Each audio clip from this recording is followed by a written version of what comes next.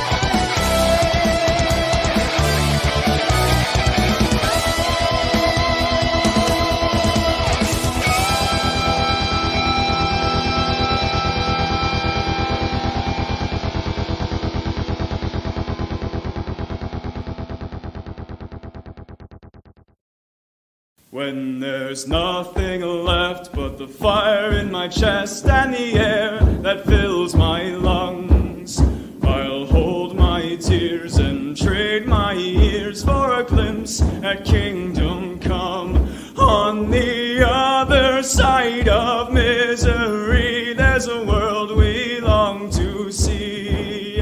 The strife we share will take us there to relief and sovereignty. Oh, by God, we'll have our home again. By God, we'll have our home. By blood or sweat, we'll get there yet. By God, we'll have our home. In our own towns, we're foreigners now. Our names are spat and cursed. The headline smack of another attack, not the last and not the worst. Oh, my fathers, they look down on me. I wonder what they feel to see their noble sons driven down beneath a coward's heel. Oh, my God, we'll have our home again. By God, we'll have our home. By blood or sweat, we'll get there yet. By God, we'll have our home. The road is dark, the way is lost. My eyes, they strain to see.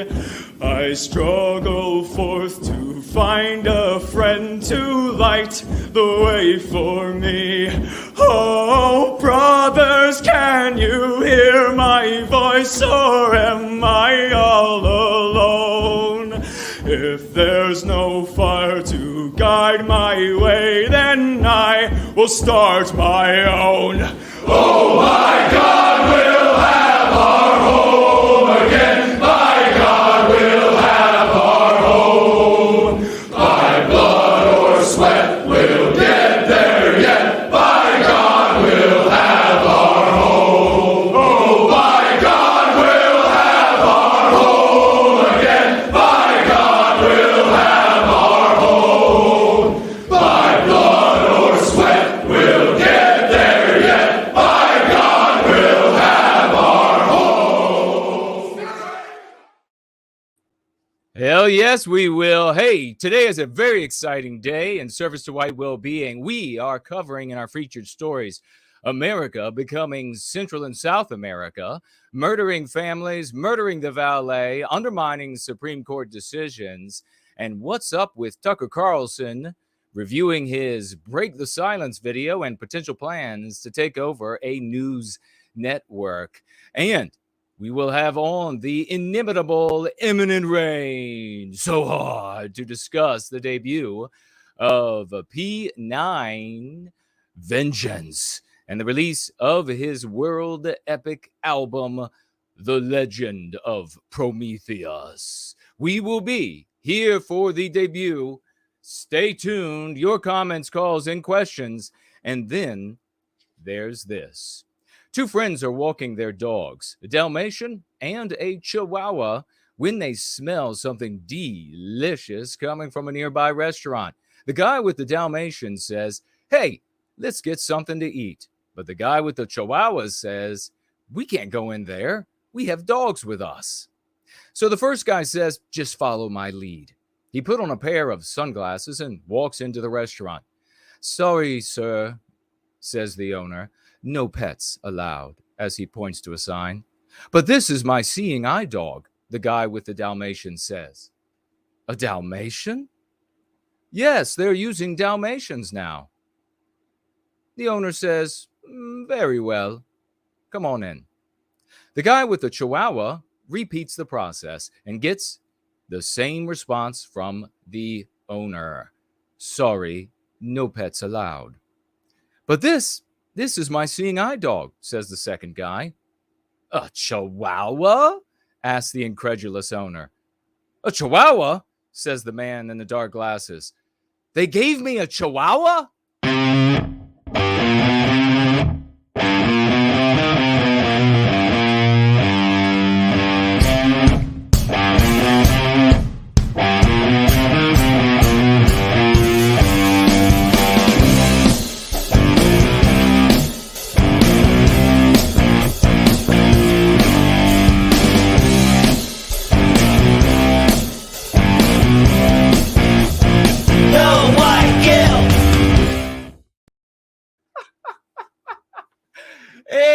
is a good Sunday evening, Monday morning to all of you in service to white well-being.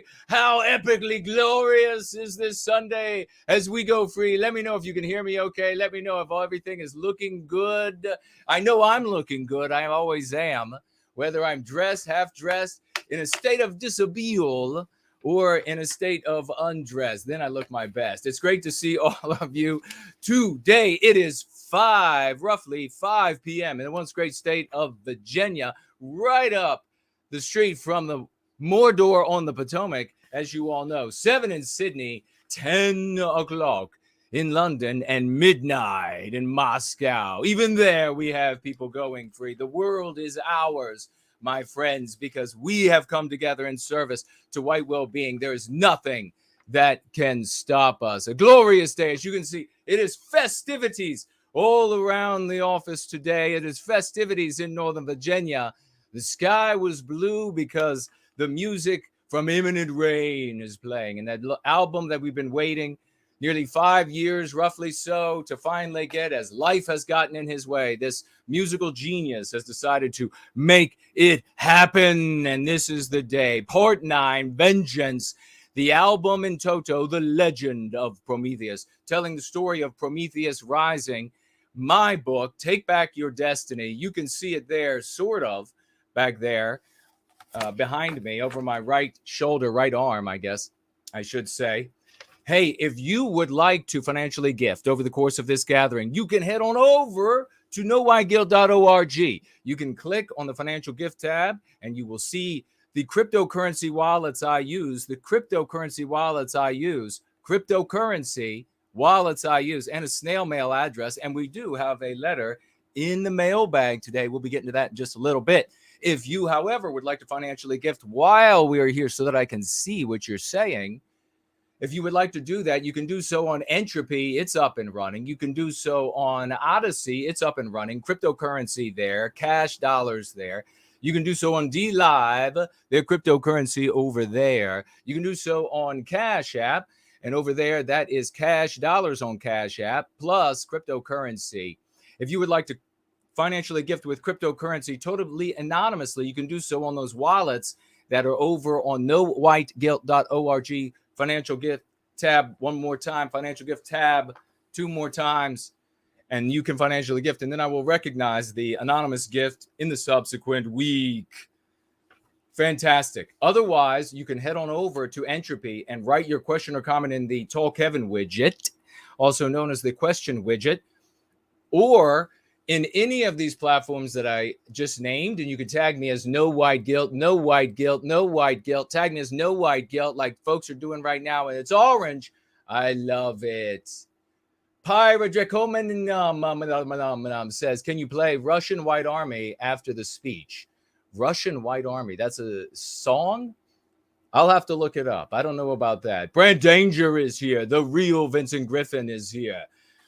DJ C's is here. Dashing Giraffes, great to see you. Ivan Spud is here. We're going to get started right away with some action items. The first action item I want to repeat to you here is Victorian Time Traveler says, hey, everybody, click the bell on No White Guilt NWG's Twitter. Click the bell on his Twitter, and you will then be more likely to get his tweets and his responses to people. So make sure you do that. Click the bell. That's the first action item of today, is clicking the bell. The second action item of today is that right now I am going to tweet on that Twitter account that I was just telling you, or Victorian Time Traveler was, to click the bell. I'm going to tweet right now. We're going to do it together. Action item. There it goes. The premiere, P9 Vengeance premiere. Just tweeted that out to the world. I'm going to gab it out to the world as well. Action items we're doing together, ladies and gentlemen. This is how we get started, because we change the world. You don't just come here to watch me look glorious and entertain you with my extraordinary entertainment skills. You don't just come here for that. For the way to get through anti-white narrative and shake the world up, shake your world up to become a better you. You don't come here just for that. You come here to participate. And that's what we're doing. The action items are all about participating. We want folks to know that at 8 p.m. Eastern Central Time, the premiere of P9 is going to go up on Imminent Rain's channel. We will head over there live, and we will watch live here. But for the best sound and what we'd like you to do, maybe pull up another tab at 8 p.m. We will remind you, and we're all going to go over there, and we're going to watch over there. We're going to drive the numbers of live viewers up and do Imminent Rain proud, do this community proud. And then as soon as the premiere ends, we're going to be back here live with your comments, your calls, the rest of the epic gathering. We're going free, ladies and gentlemen, and lightning is being thrown from my fingertips, as is always the case. We're going to swashbuckle right now. We're going to do some swashbuckling right now. Are you ready? Are you ready for some epic swash? And then we're going to get into our stories today, tie a couple things together, look at some interesting news, have a bit of fun, lighthearted day, folks. It's all about success. It's all about the glorious success we're having here. I love it. First person we're going to be celebrating is Mrs. Jess Horse, ladies and gentlemen. Get it out. Get out the raucous emojis. Get out some 07s, some 007s for the woman with 9 children, rearing them as best she can with her glorious husband to be white positive. We love it. Financially gifting right at the start here, $40 US.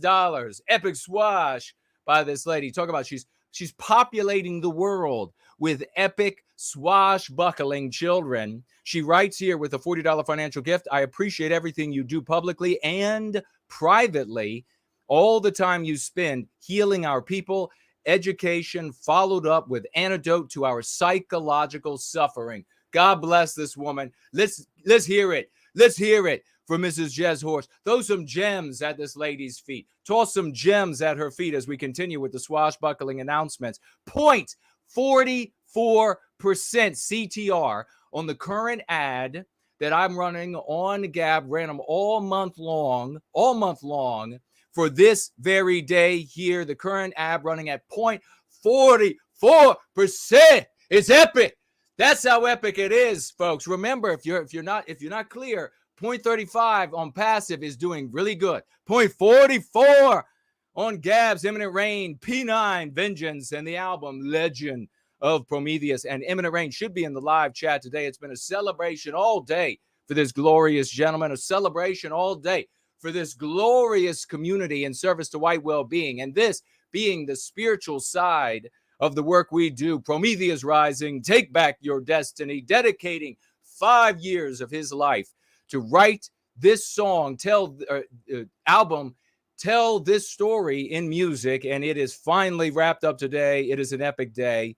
We also want to celebrate Azimuth Clark, and Rapunzel, both of whom, Azimuth Clark and Rapunzel, let's hear it.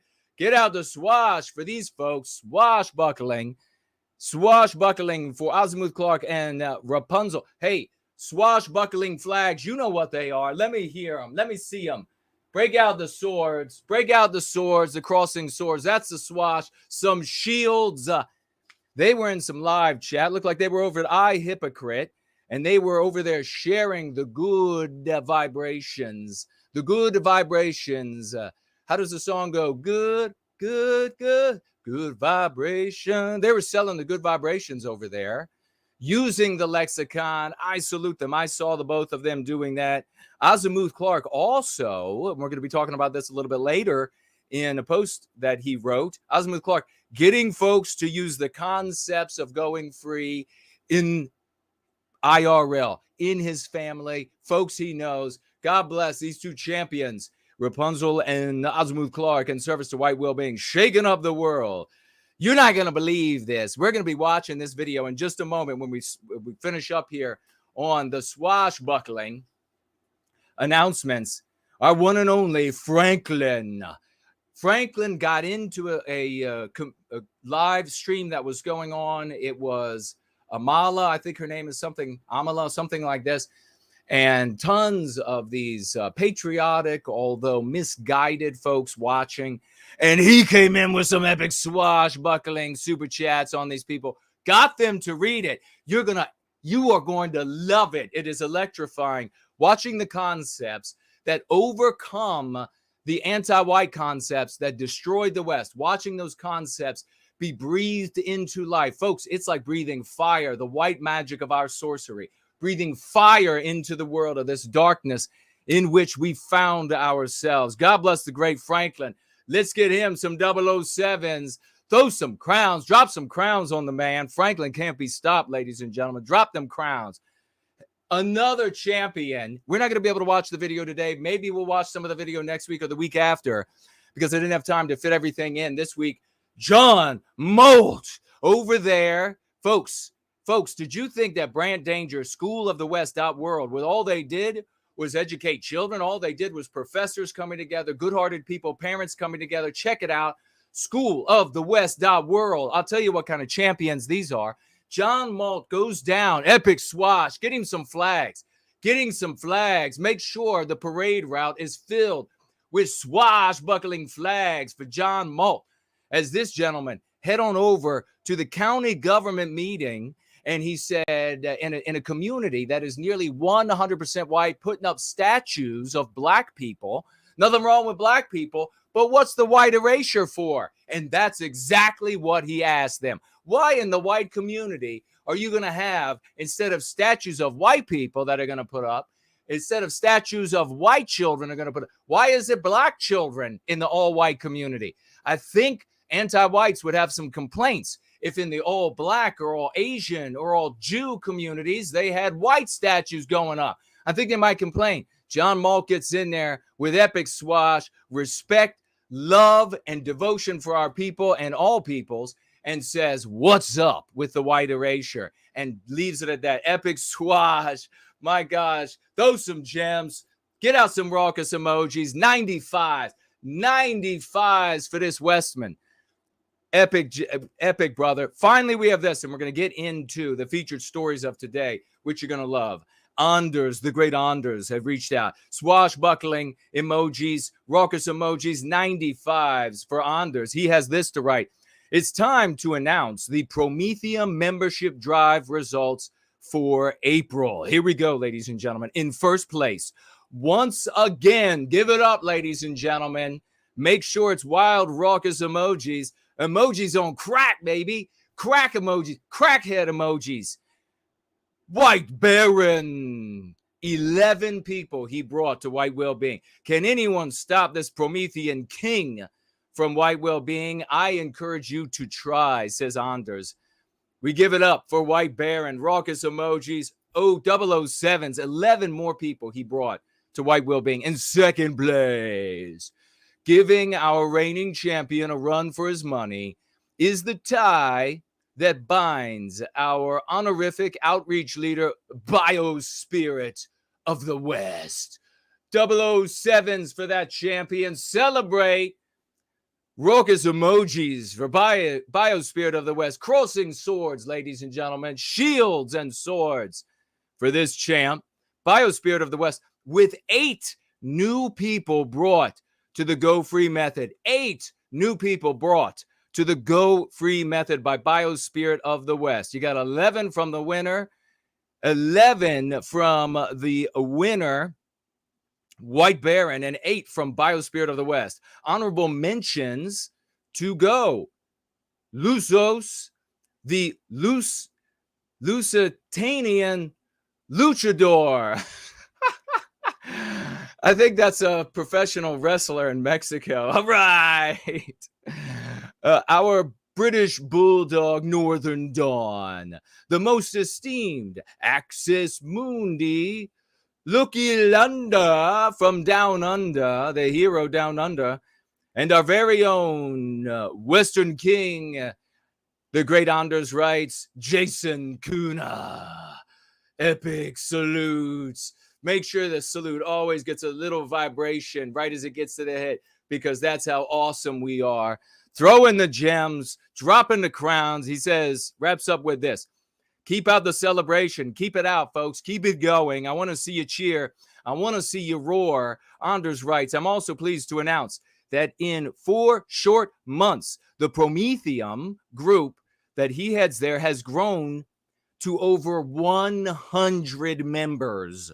All of them vetted and given the go free method. Folks, we are changing. We are absolutely changing the world. Anders says, if you want to compete for next month's prize of glorious bragging rights, come join us in the Prometheus open chat for white well-being. Link is in this video's description. Totally epic, ladies and gentlemen, as the rest of the white sympathetic sphere rehashes what always happens and always will happen with the old ideas and the old vehicles. Everything wizened and superannuated.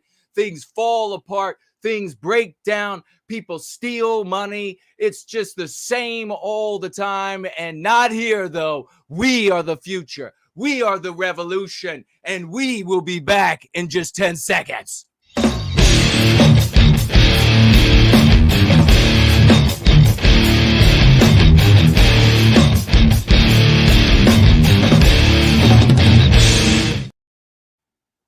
Oh my gosh, how glorious is this? Let me see how everybody's doing here. Make sure you can still hear me. I'll jump up here to the top. Oh, maybe they scrolled off, darn it. If you made a comment and it scrolled off, tag me. Lavish is here. Great to see you, dear sister. Azumuth Clog, Ivan, Biospirit of the West, Spud is here. Franklin is here. Promethean. Promulgation is with us. Griffin is here. Davey is here. Layla is here. Hello and welcome to you. Imminent Rain is in the house. And that, ladies and gentlemen, is who in the video behind me, I asked our very own, what's his name? What's our AI's name? Does anybody know? Can anybody remember?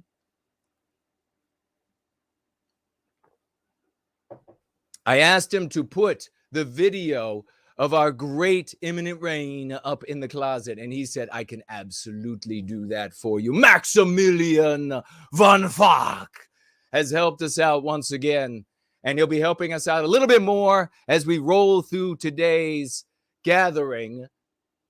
How epic is today? Northwest is here. Kingdom of Vinland. Elaine Sabatino, great to see you, sister. She says, Promethean hails, Jason. I am so excited today. Can you imagine? I mean, we've got, it's like punches just coming all around. It's like getting up, just, wah, rabbit punches on these people. Pa, pa, and we're knocking them out with all that we're doing in service to white well-being. Could you believe it? John Malta's in there with the county government. I just want to know about this white erasure. And you know what? All the white people were there were like, okay. None of them were like, oh my God, which is what would have happened with everything else. Can you imagine some of these others? Can you imagine a couple years ago, somebody coming in and saying, well, I just want to know in our little county here where we have no control over all of this, why is all this money going to this country in the Middle East?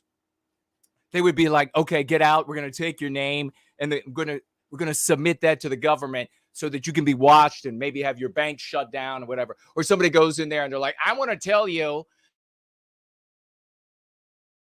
I'm throwing lightning, baby. I'm throwing lightning. I got this crutch I came in on, and I really want to talk about this crutch that's way up my ass. Can we talk about that crutch? Yeah. How much good would that do? No. Instead, these people, they were able to hear it. Well, what white erasure? It's epic. Then you've got Franklin. He's going in there, and he's tearing things up everywhere Franklin goes. Franklin, I swear, is a superhero. You just got to admit it. You just got to realize it. The guy is a superhero. He's a total sleeper. It's like, and in muscle cars, everybody out there who's into muscle cars, in muscle cars, it's not the muscle car, or it's not the sports car that you can look at it from the outside that looks really sleek and cool. That's the baddest of badasses that everybody respects. No, it is the one that pulls up and you're like, I don't know. Is this thing going to really be able to do anything? And the smart people, they're like, boy, I can tell by the sound. It sounds like it really can walk in a fast way. And then they look down underneath of the car and then they can see, oh, I see that you're preventing axle wrap there. This thing can really shit and get. That's like Franklin. He's out wallpapering the whole state of Virginia. Franklin is like 50 men in one. wallpapering the whole state of Virginia. But folks, we got people everywhere making it happen. This is where we're going to start today with the great Franklin. Let me scroll through here and see what else do we have. Who else is with us? Yiz, the unifier, is with us. Megamandy is here. Great to see you, sister. Who else is here? First Last is here with us. He's first. He's not last. Great to see you, brother. Kingdom of Inland. Great to see you, brother. He said, I'd assume White Russian Army is connected to the Russian Civil War. Says, but he could be mistaken. Pedro is here. Hello and welcome. Penguins, diamonds, roses, smiling, raucous emojis. We know how to celebrate here. You know what gets people's attention? Ordinary folks in the real world is when people are happy, celebrating, having victory after victory after victory. That gets folks' attention. They don't like a bunch of guys that get together. They don't like that. They're not really attracted to a bunch of guys who get together and they're like this. They're like, while they're talking. They don't like that. No, they like celebration. Where are the lasers at, ladies and gentlemen? Where's the music at? Buscape is here, local editor. Folks, we have waited 5 years for this guy who would absolutely be a millionaire in the ordinary regimes of music, of rock, and etc. if there wasn't anti-whiteism. And he is here like so many others. Paul is here. He has brought his talent here because this is where the best come. Promethean Healing is here.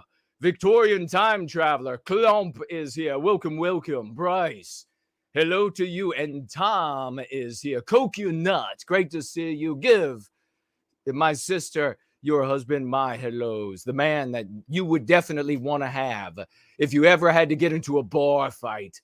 Have this guy with you. Barrel chest like this on this guy. Promethean Kitchen is here. Great to see you. I just got the Go free book on audio yesterday. That is awesome, brother. Tell people how magnificent it is. Tell people how it is life-changing. Let folks know. Herman is here. I made sure to read it just in the right way so that it gets into your psyche. And then you start taking control of your life. You become a better you. You get into touch with more of your latent abilities. You release the powerful spirit of the West within you. You align with the archetype of Western kind. You improve your health. You enhance your memory. You stimulate your creativity. You unleash your intelligence.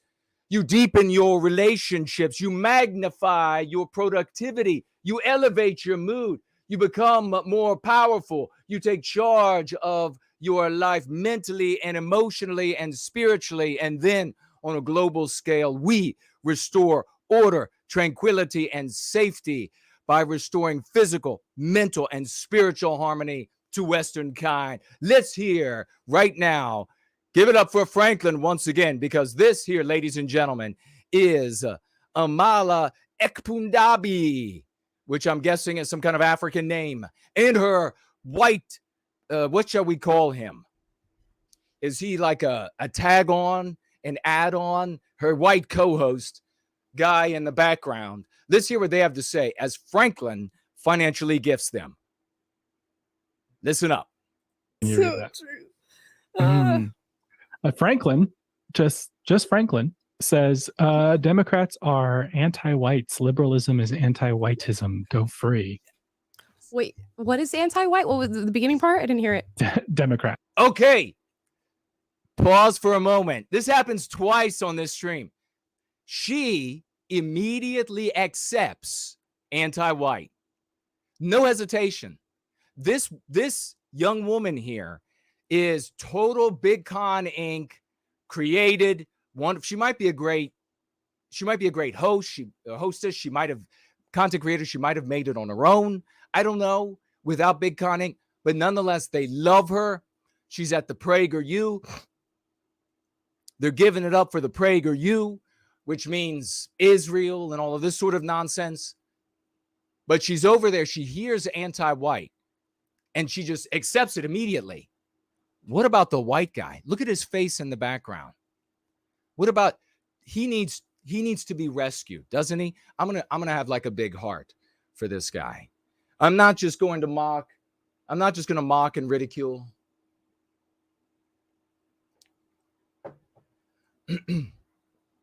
No, I'm going to say we need to help him.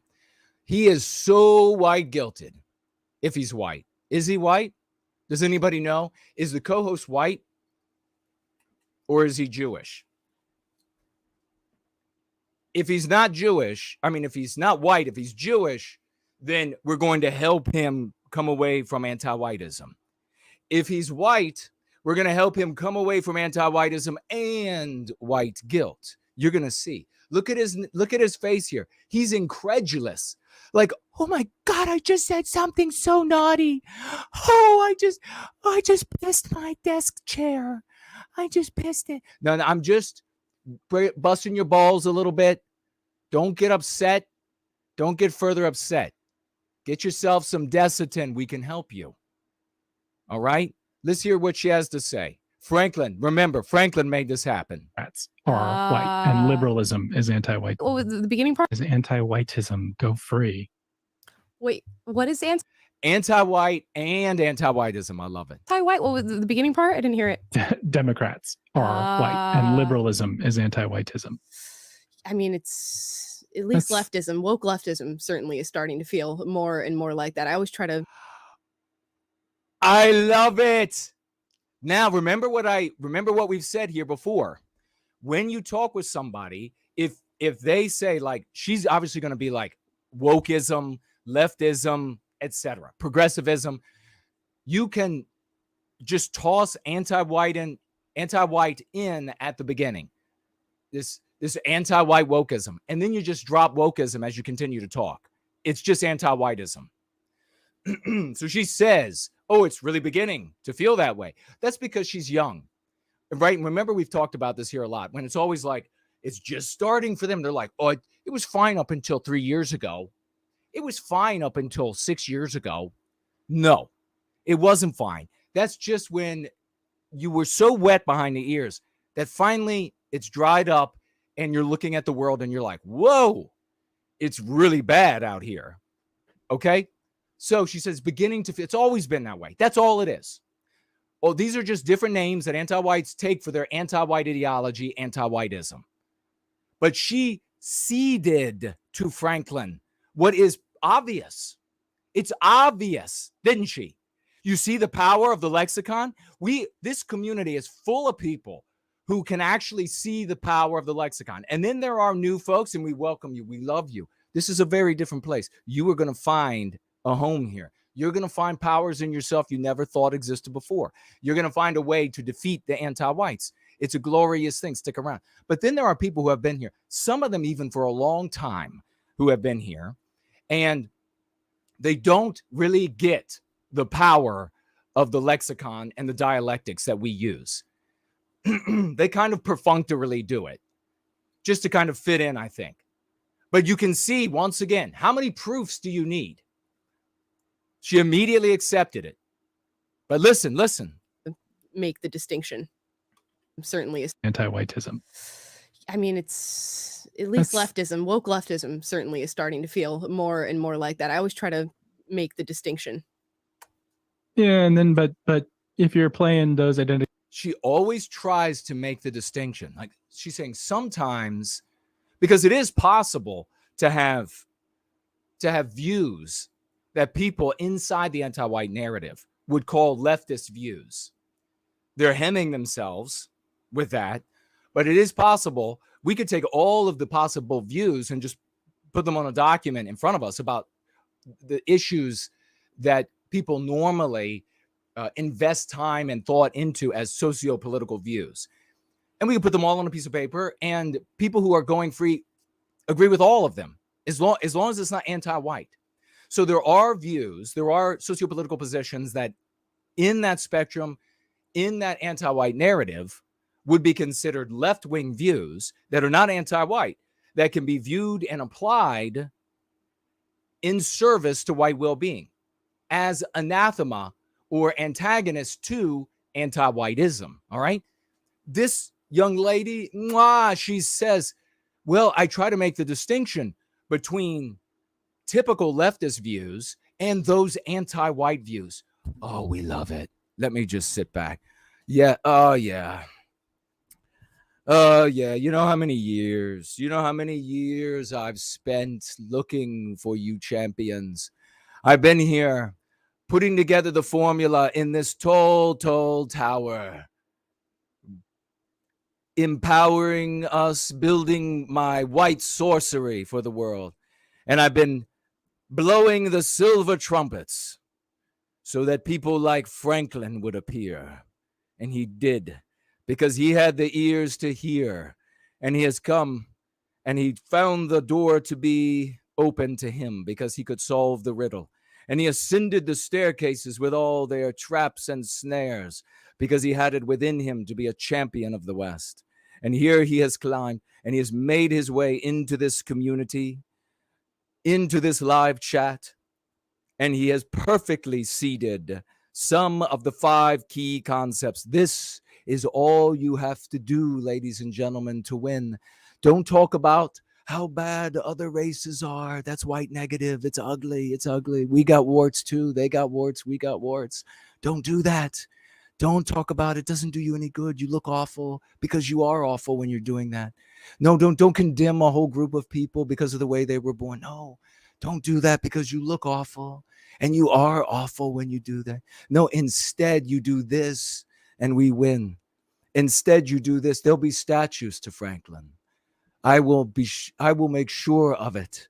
And then you have this young lady here over at PragerU, where to get her to say the things that they want her to say, they have to pay millions and millions of dollars, and we pay 0.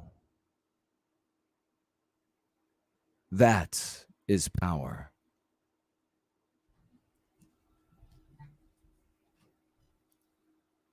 The politics game. Woke leftism certainly is starting to feel more and more like that. I always try to make the distinction. Yeah, and then but if you're playing those identity politics games, then you're just, falling to their level. So you just falling to their anyways. level. You just fell to their level. If you play their identity game. Let's go back and hear this again. How many times have you heard this? Now, I want this guy to get better. I mean, just take a look at this. Just take a look at this guy. The soy is strong within him.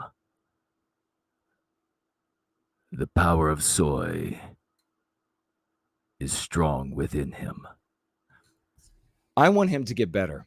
I want to pull the plug on the soy and let it all run out of this guy. How many times have you heard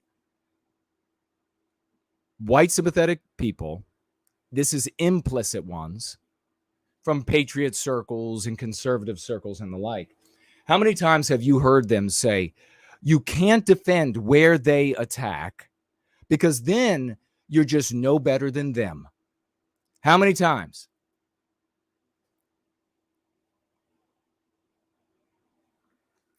Do we have the MC that I use for that in Go Free 2nd edition iteration 2? Because if it's not, it's going to have to be in the 3rd edition.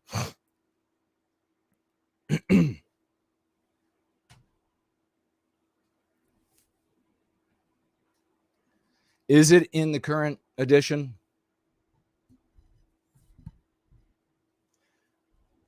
You do not. Virtue is not given to everyone, because if you give your virtue, and in this case we're saying we don't behave in ignoble ways. If you give your virtue to everyone, it makes you no better than a whore spreading your legs to everyone. You only behave honorably with the honorable, because the ignoble will slit your throat. So we are not your basic bitch, conservative content creator type, patriot content creator type. Oh no. This is right there. One of the most insidious, maybe even the most insidious of notions, meme pathogens in the conservative lexicon. You don't want to lower yourself to what they do. If they're punching you in the face, it's immoral to punch in the face. And so if they're punching you in the face, if you block your face from being hit, well, then you're no better than they are, because the rules say that you shouldn't be punching at the face. You shouldn't have anything to do with the face. So just double down on protecting your abdomen, because then you're doing the right thing. As they knock all your teeth out, break your jaw, break your nose, break your eye orbits, and you go blind. You defend where the anti-whites attack. And that is on the basis of our race. Why do you have to defend there? Because they bring the anti-white moral imperative to every debate. And that's how they win every debate. Because morality, their anti-white morality, which is forced on us by the anti-white oligarchs, morality defeats laws, it defeats codes, it defeats norms, it defeats data. It's defeated all of those things, all of your life, all of Pat Buchanan's life, all of these big content creators that you all know. And yet they still keep on the same track, the same path of failure and idiocy. When they attack us on the basis of our race, you say so, because then you bring our concepts to bear, our moral imperative, a new moral imperative that trumps theirs, which exposes what they are doing and then forces them to defend it. It's so clear. I stood for so long over the cauldron up in the tower, just stirring and stirring, hocus pocus, so that we could cast this white magic to defeat this dark sorcery that has defeated the West. No need to keep wondering. No need to keep going out and I'll try a little bit, like it's a buffet of content creators. I'll try a little bit of this and I'll try a little bit of that. No need to do that anymore, because you have found the solution. Jade QP says, is starting to feel more and more like that. I always try to make the distinction. yeah, and then but if you're playing those identity politics games, then you're just, falling to their level. So anyways, then he makes that like little twist, the little wry thing with the mouth. He's like, you are, you're just, you're like one of them. We don't do that. Like, we're not going to use guns, because the other side uses guns, metaphorical guns. We're not going to practice lawfare, because the other side practices lawfare. We're not going to break the rules, because the other side breaks the rules, and then they rewrite the rules to suit them. So we're not going to do that. Have you had enough yet? Have you had enough of the losses? Have you had enough of being a fucking loser?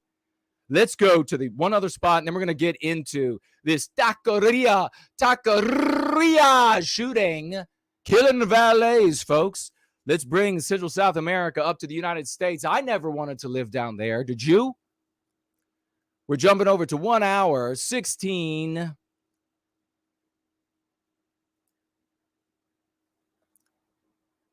People of $2.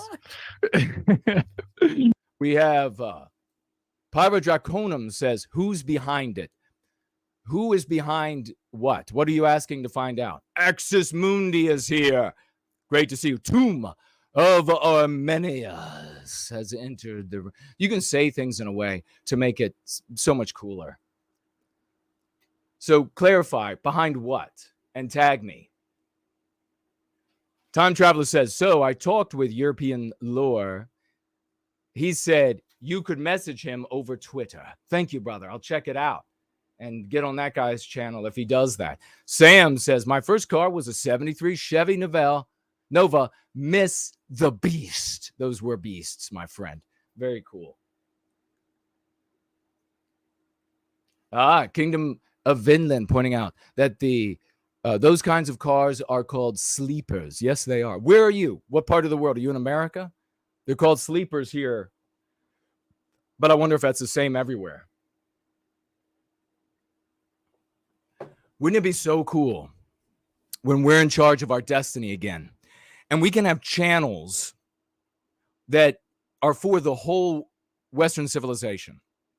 And it could be like sleeper cars.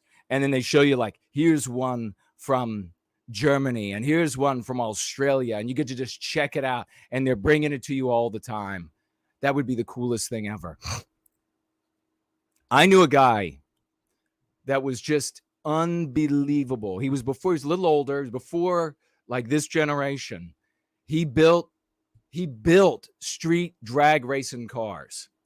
I mean, he owned a Viper, he owned some nice things. He made a bunch of money off of gambling and selling these cars, gambling on the races. And he had an unbelievable nitrous kits on almost everything. He had the V-Rod, Harley. He had so many cool things. He let me drive the Viper. Have I told you all that story? Me driving the Viper? Oh, boy. Maybe I'll tell you later in the gathering. Simon is here. Tom says, destroying arms with no white guilt. There he is. Rep it out, baby. Rep it out. Do another set for white well-being. Do another set for Western Kind, baby. Great to see you. Let's keep rolling. Kingdom of Inland. He's in the U.S. Born and raised. God bless you, brother. Papa Draconum saying, who's behind anti-whiteism? I guess is what he wants to say. You're asking where it began?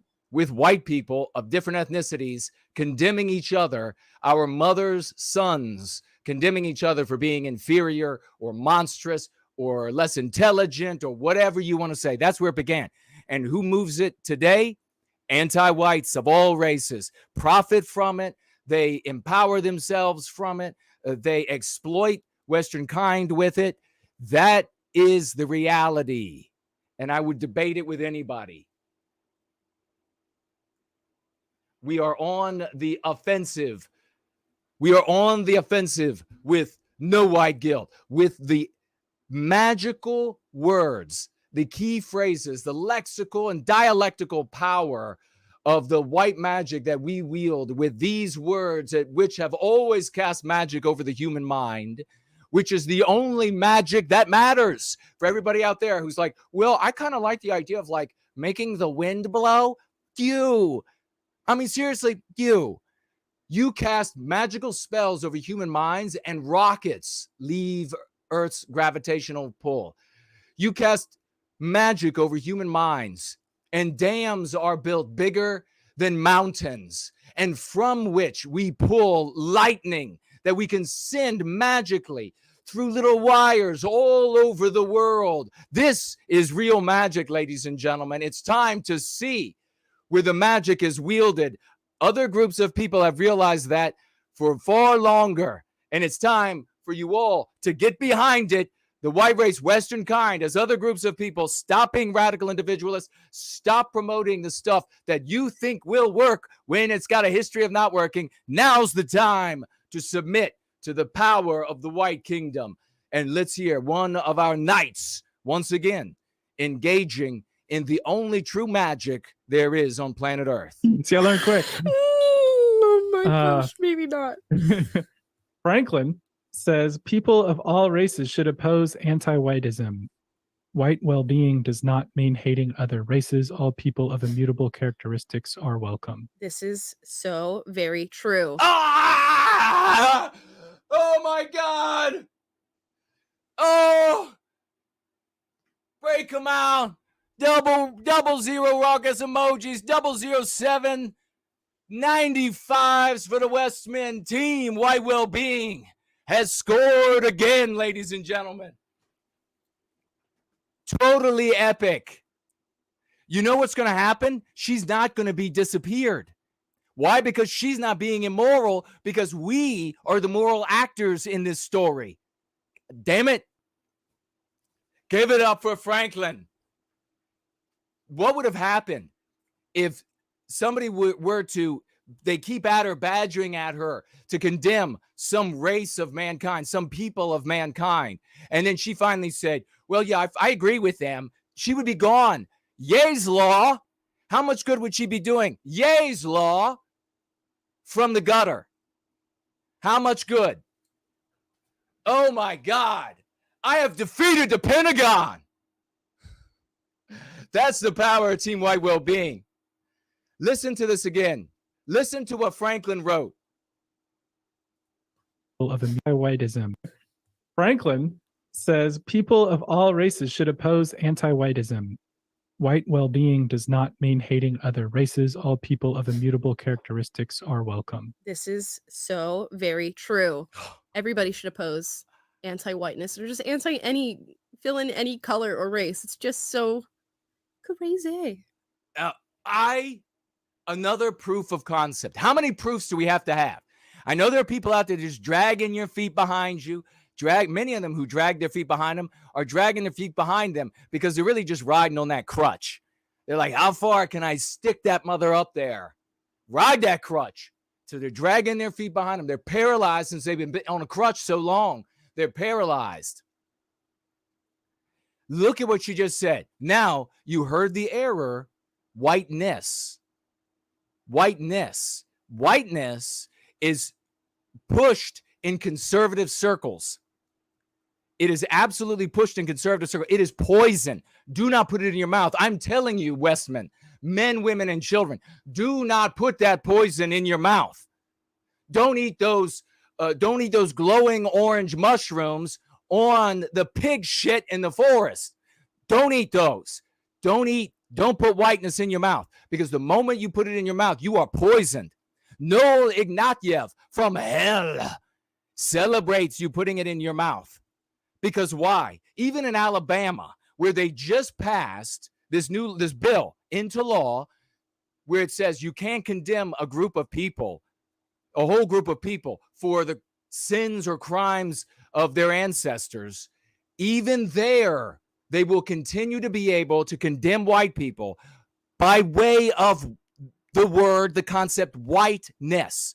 Because whiteness means white people don't exist. And the powerful one, persecution, exploitation. They can go in and argue, while arguing that it is white people and white people don't exist, that it's just about persecution and exploitation. So they can say, even in Alabama, because they didn't listen to us, they didn't listen to me, they didn't say, let's call in the white wizard. Let's call that white wizard in. Let's call in the white sorcerer. Let's call in the white demigod. Let's call him in so that we can find out how to word this to defend ourselves. No, they decided to do it their way. And as a consequence, anti-whites will go in there and they will say, oh, no, it's not about white people. This is about whiteness. And therefore, it's going to be lawful to teach white children about how awful white people are, because it's just the whiteness. Oh, how can white people not evince and evoke and project whiteness? Oh, they could be anti-white. Thank you very much. When the white sorcerer, and am I not the best looking sorcerer you've ever seen? I mean, let's be serious. Let me just button up here for a moment. Am I not the best looking sorcerer you have ever seen? This is how it looks like in the real world. I know other people have been making movies for you where the sorcerer is like disgusting and he's from another race, or she's from another race, sorceress, and they're all wise and they know. Nah, that's not the way it works in the real world. Not in the West. It's us. It's just so crazy. That's just my catchphrase. It's my She goes on to say, exactly as I planned. If you all were watching my interview with Tree of Logic, we talked about this. And she is more than intelligent enough to understand. She's like, I don't like how they're using anti-black. And I was like, no. We want that. That's part of the plan. It's a consequence of accepting of the introduction of the cure anti-white, anti-whiteism. We want everybody saying anti-black, anti-Jew, anti-Hispanic. Yes, please. Please more. We want them. She just did it. It's almost like it's another proof of concept. And she says it's just all awful. And you know what? I agree. It is all awful. Let's stop all of it. No anti-white, no anti-black. Let's have none of it. There's a lot of anti-white around, so let's go out there and hunt it down together and put an end to it. This is the second time that Goofy in the background, who we're going to make sure that he gets the pills of power and grows and comes like Hulk, and it comes ripping out of that shirt as the soy drains out from underneath of him to be a new man. Tagline. It's just so crazy. Just so crazy. Hashtag just so crazy. Cassidy Weathers. What? He didn't offer the correction this time. He didn't offer the, oh no, we don't want to sink to their level. Why is that? Because when the consequence of the introduction of anti-whiteism is anti-black, anti-Jew, he can't say we're going to not shrink to their level. He can't. He's morally prevented from doing it. You are welcome. One more time at full speed. This is People of all races should oppose anti-whiteism. White well-being does not mean hating other races. All people of immutable characteristics are welcome. This is so very true. Everybody should oppose anti-whiteness or just fill in any color or race. It's just so crazy. It's just so crazy. That's just my catchphrase. I love it. No correction this time from him. Let's move on to the next item. She used whiteness. We just have to keep using anti-whiteism. And if you fall for the trap and you say you oppose anti-whiteness, that means you are for oppression. Don't fall for the trap. If you fall for the trap, you won't have sympathy from me since you heard me say it. 5 dead in Texas shooting. Armed suspect on the loose. Ladies and gentlemen, Central South America now in the United States. Keep your eyes open, though. Imminent rain will be coming soon. Imminent rain coming soon. A man shot dead 5 neighbors, including an 8-year-old boy, after some of them had asked him to stop shooting a semi-automatic rifle in his front yard in Cleveland, Texas, because it was keeping their baby awake, police said on Saturday. Police were still looking for the suspect who used an AR-15 style rifle in the shooting late inside the neighbor's home. On Friday. Sheriff's deputies were joined by FBI agents as they continued searching for the suspect, Francisco. I feel so enriched. I'm getting enriched from the power of Francisco.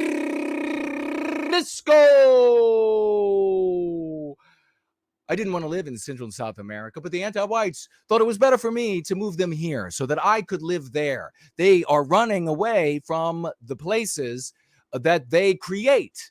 And I feel bad for the people who are good in those countries. The thing that if we're going to help any of them, we could do is to show them in their countries how to build what we build here. This is the instructions. Have at it. Ora pesa 38 in a nearby wooded area. So this is what happens in Central South America. This is not uncommon. Now it'll be common here. Take a quick look at that one. And then to point out this, while we're looking at, you think, okay, well, that's just like at the bottom, right? That's just like at the bottom of socioeconomic level. And so it's not like you're not there, right? So you're not going to live in one of those neighborhoods. You just white flight your ass out of there, right? You're not going to be in one of those neighborhoods. It shouldn't affect you, right? You just keep, it's appearing everywhere. They're moving them all over. By the way, not hearing a lot of complaints out of these cities anymore and these states anymore who were having to pay for these things. Wonder why you're not hearing the complaints anymore. Oh, it's because they're making American taxpayers foot the bill. My opinion, of course, check it out with CNN to make sure that's accurate. But suddenly we're going to run out of money. Suddenly that worry has gone away. I wonder why. Where's the money coming from? Exactly what No White Guilt said would happen. Taking the federal dollars away and using them to pay for, that means your dollars. Other end of the spectrum of power in the United States. Justice Samuel Alito claims stunning leak of opinion overturning Roe came from the draft's critics. Who were their critics? Sotomayor? Who else was a critic? Kagan. So from the very bottom of the socioeconomic power structure in the United States to the very top, anti-whites undermining Western civilization, white erasing the norms and expectations for behavior in Western civilization, norms, mores, expectations for behavior created by white people in Western civilization. White erasing those norms and expectations for behavior because white people made them. The norms for how you behave when your neighbor comes to you and says, hey, do you mind not shooting anymore today? Because we're trying to get the little one to sleep.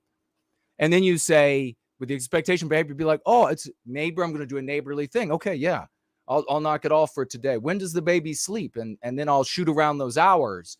And so we won't have a problem with your little baby not being able to get rest. That's the norm. It's gone now. It's gone.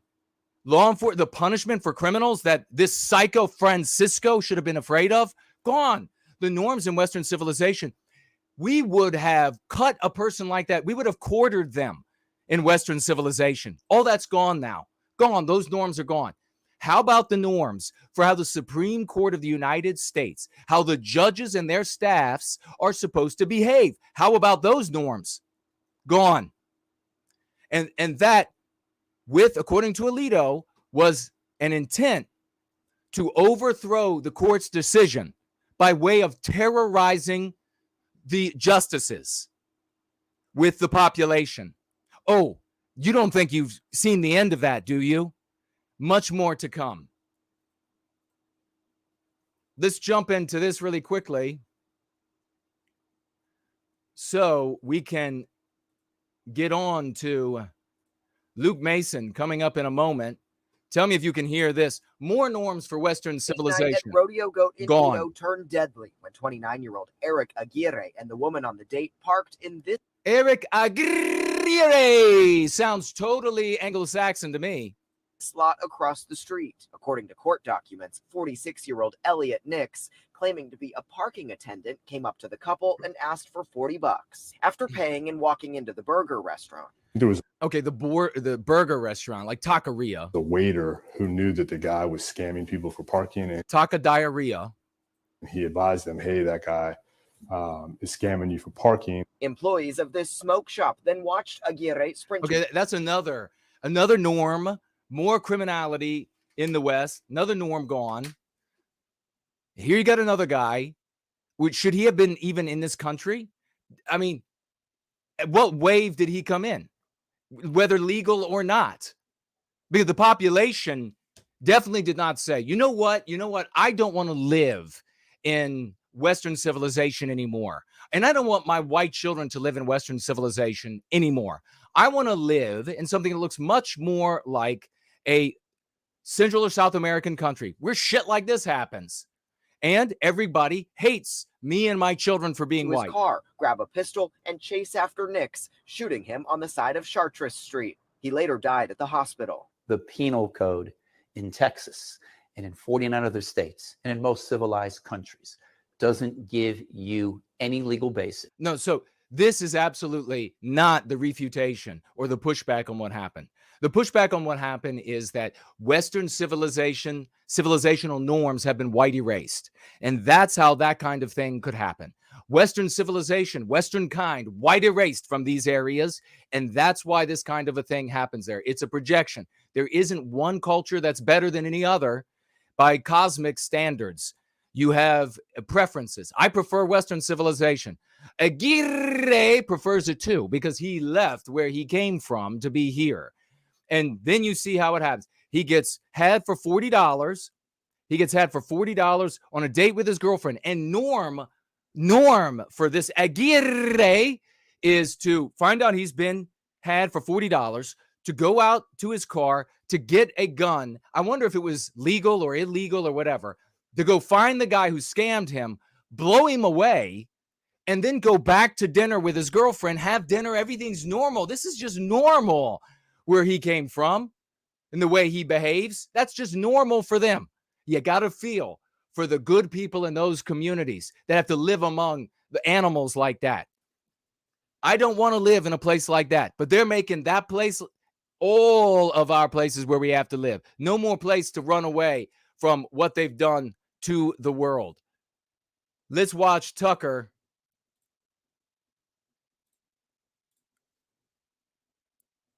This is Tucker breaking his silence. Perhaps you all have seen this video. Let's hear what Tucker has to say. You know, he got fired abruptly over the weekend. He didn't from Fox News. And he just had to carry his white ass out of there. No coming back. You're done. Silent for a few days. Up to 23.3 million views here. And some news about what he might be doing next. Let's dissect this for a moment. Good evening. It's Tucker Carlson. One of the first things you realize when you step outside the noise for a few days is how many genuinely nice people there are. Right when I heard that at the beginning of this video, step outside of the noise for a few days. You just got fired. What do you mean step outside of the noise? So immediately to my ear, that sounded artificial. And I anticipated a more contrived statements further in the video. Kind of surprising that he started with that. In this country, kind indeed. And this is also, by the way, the typical conservative content creator refrain, Republican content creator refrain. The country is so wonderful. We have, yes. And then they agree to all of the anti-white narrative. They just say it happens less. Oh, we're just, yes, we're such a terrible racist country, but it happens so little. We're still the best. I would still much rather be in America than anywhere else because God bless America. And we'll address all of that and we'll punish the white people and we'll give more and more to appease you anti-whites out there of all races. We'll just keep giving more and more appeasement, more appeasement. You'll stop antagonizing and burning it all down. America is so great. The people are just so wonderful and marvelous. No, they're not. No, they're not. A giant swath of the country is radically anti-white and hates white people to hell and back. America is not full of great people. Are you kidding me? We're so deprived of great people that people can look at a true sorcerer of the West in myself, a true Andrew Jackson, sitting here before you. And they're like, I don't know. I feel kind of like I'm being asked to do something. And that I feel kind of uncomfortable doing that. I think I'm going to eat some more Fruit Loops and I'm going to go watch that other neutered conservative content creator guy over there. That's what I'm going to do. Wait, better yet, I'll find a girl. Maybe a girl who is a transgender male, and it'll be okay because she'll be an adult. Just not the under 9s. Just once they're 10, they can get into the whole transgender thing, but not under 9. Decent people who really care about what's true, and a bunch of hilarious people also. A lot of those. It's got to be the majority of the population. A bunch of clowns. I guess he's right about that. The majority of the population are a bunch of clowns for whom nothing is real, for whom they can't see what's real or do anything real or have the bravery or courage to do anything real. But baby, we do here. We're going to have Imminent Rain on in a moment. We're going to be talking and it's going to be getting exciting. Even now. So that's heartening. The other thing you notice when you take a little time off is how unbelievably stupid most of the debates you see on television are. They're completely irrelevant. They mean nothing. In 5 years, we won't even remember that we had them. Trust me, as someone who's participated. And yet at the same time, and this has he been telling us that all along? Oh, everything I've been doing was totally stupid and useless, these conversations. Has he been saying that all along? It's kind of like another huge content creator in the white sympathetic sphere that when Donald Trump got elected and everybody got excited, he revealed a little too much about his inner thoughts, saying that, oh my God, all along, I thought that we were just recording how everything collapsed for people who come after, maybe the Chinese, maybe white people at some point later. And I was like, is anybody else hearing this? Is anybody else? You're investing in this guy and his organization. You're paying for all that data. And he's just recording for after the collapse at some point in the future. This is the amazing thing. The undeniably big topics, the ones that will define our future, get virtually no discussion at all. Now, listen to this. This is really important because you think he means what you think he means. That's the trick.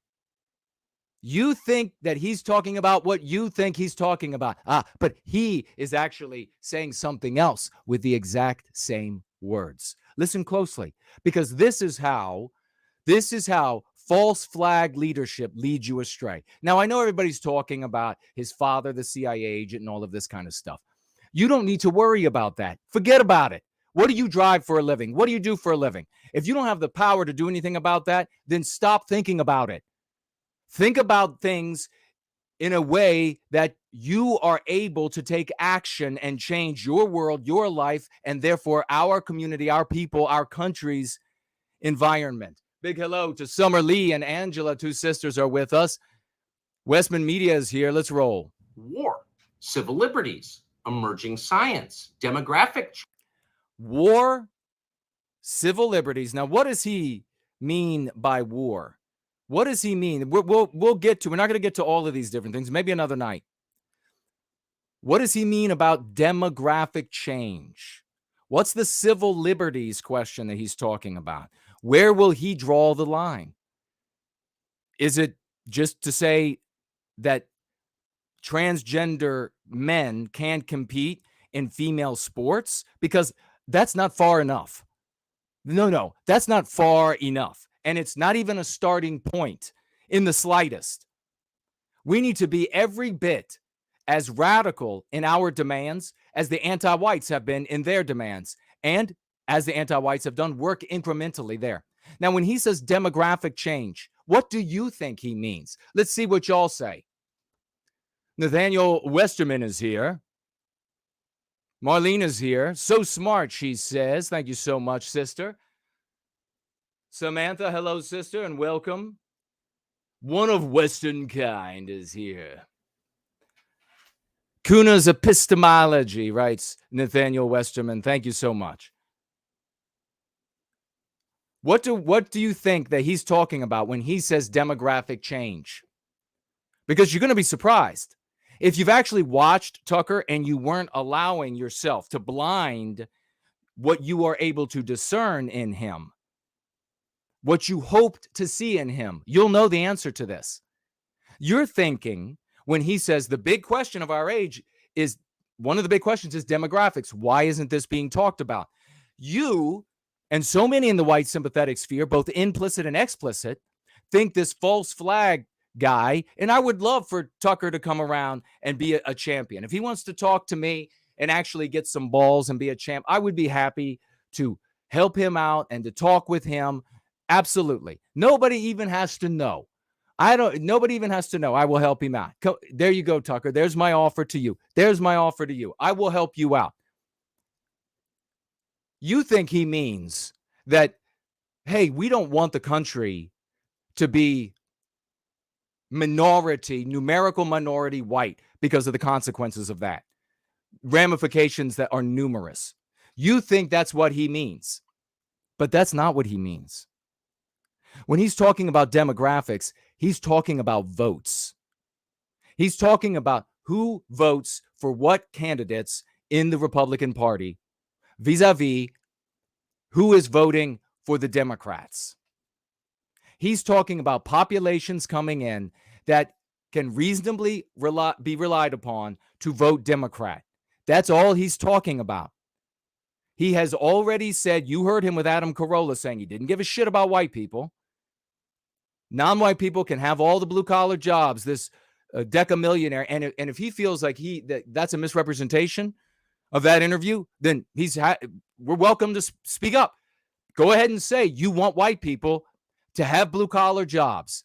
You don't want any more white people to lose their blue-collar jobs to non-white people, no matter how good they are, coming into the country now, who obviously will be willing to do all of these jobs for less. They'll take jobs away from white people and non-white people in this country, but nobody talks about white people. And we know that non-white people, it's a given that they will lose their jobs and people will be upset over that as well. So let's just focus on the victimization of white people for once. Go ahead, Tucker.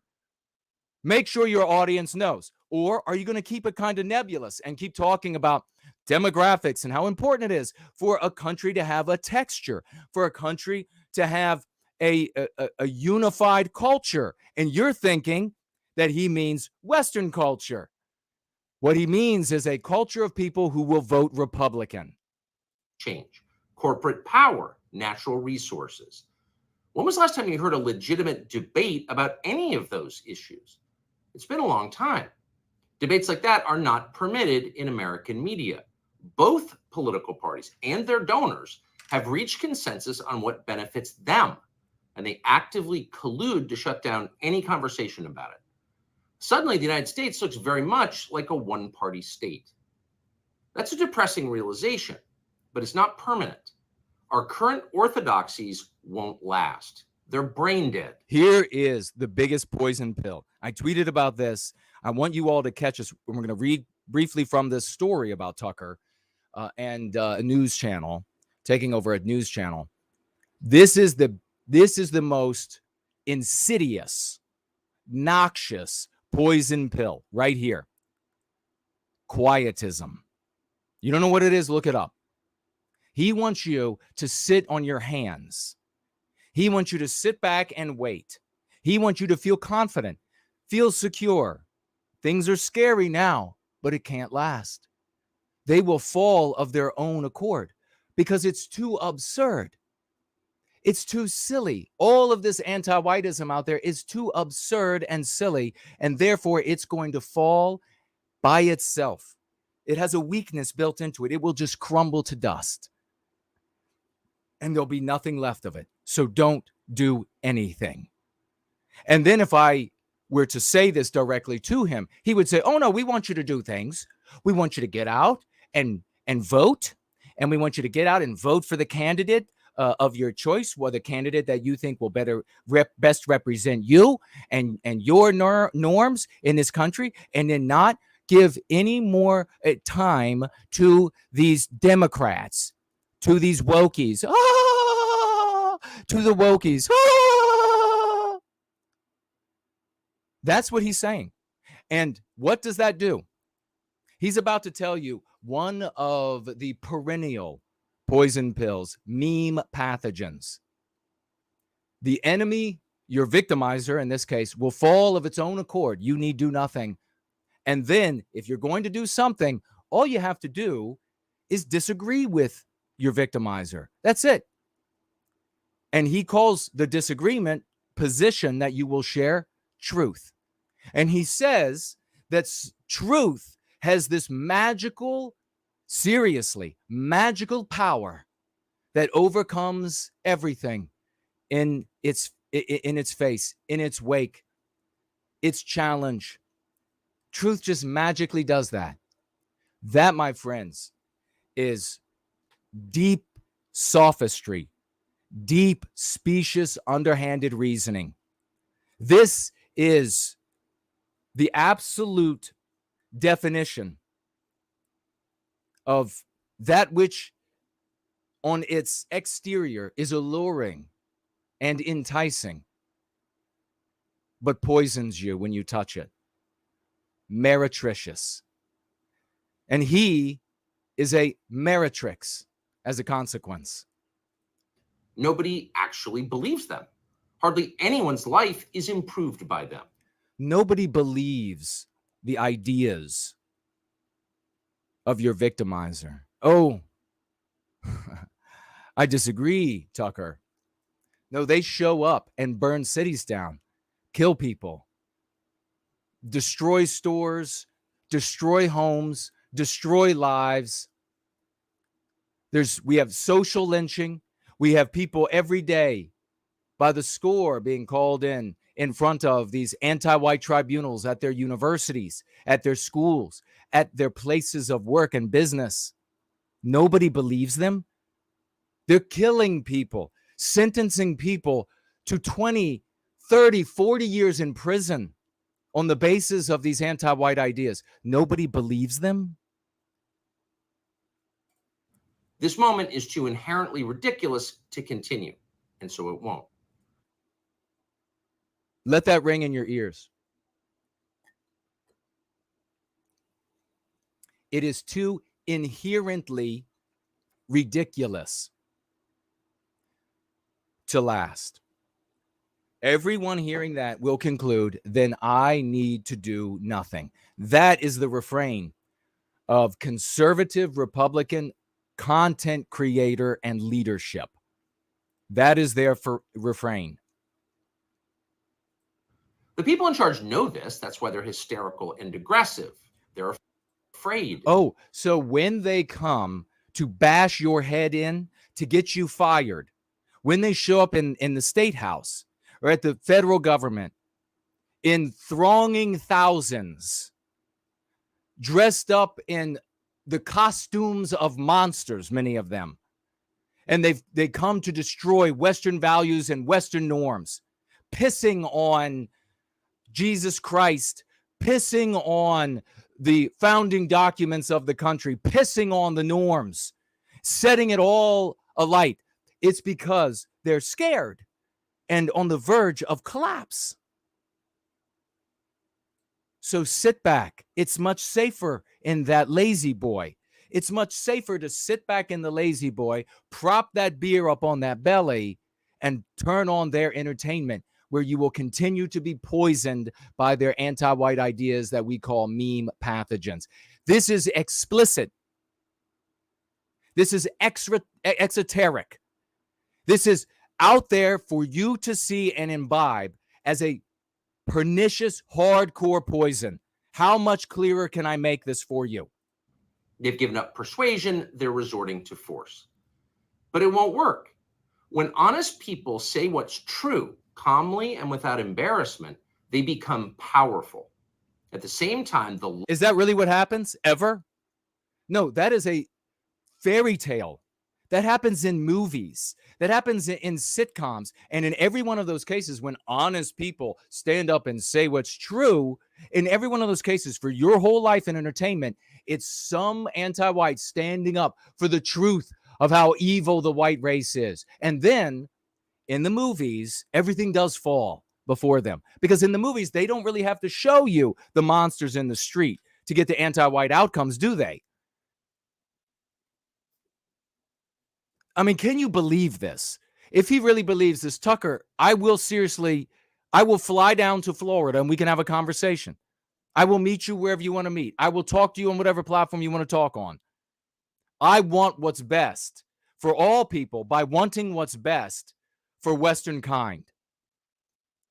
liars who've been trying to silence them shrink and they become weaker.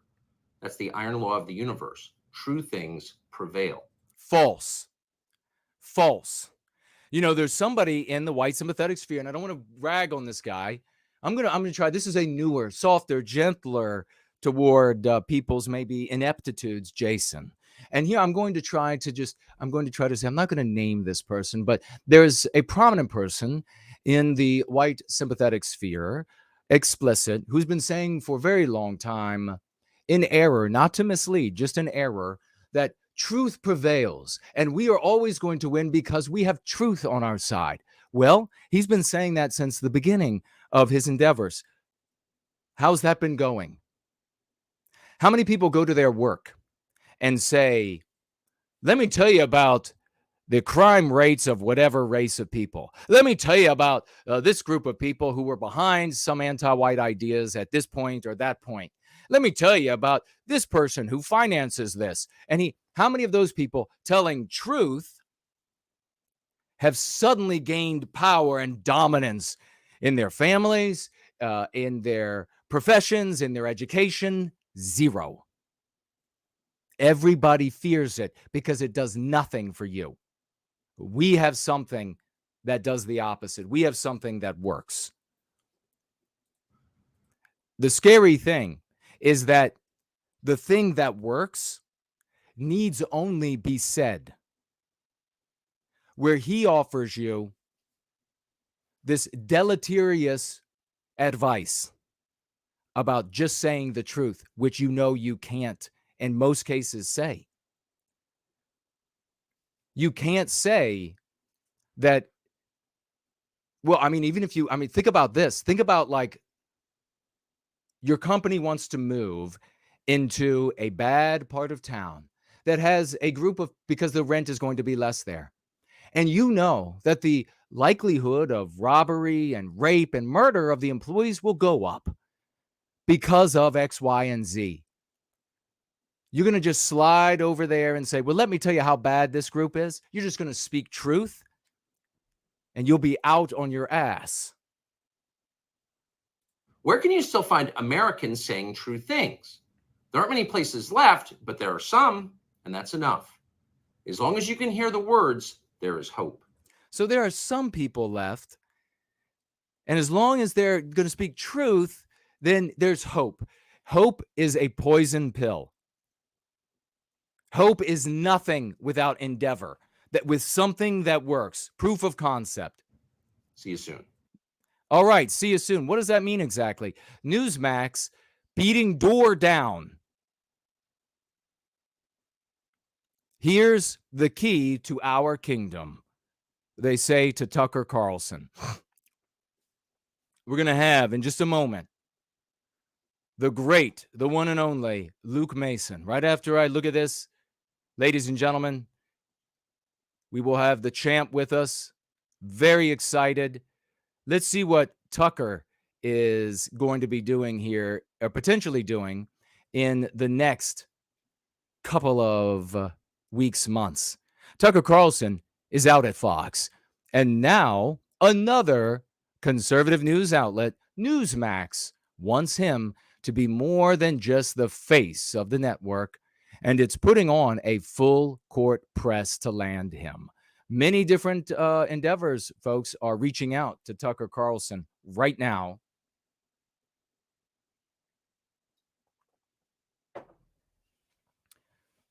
And they're saying, come be the face. Now, what do you think is going to happen?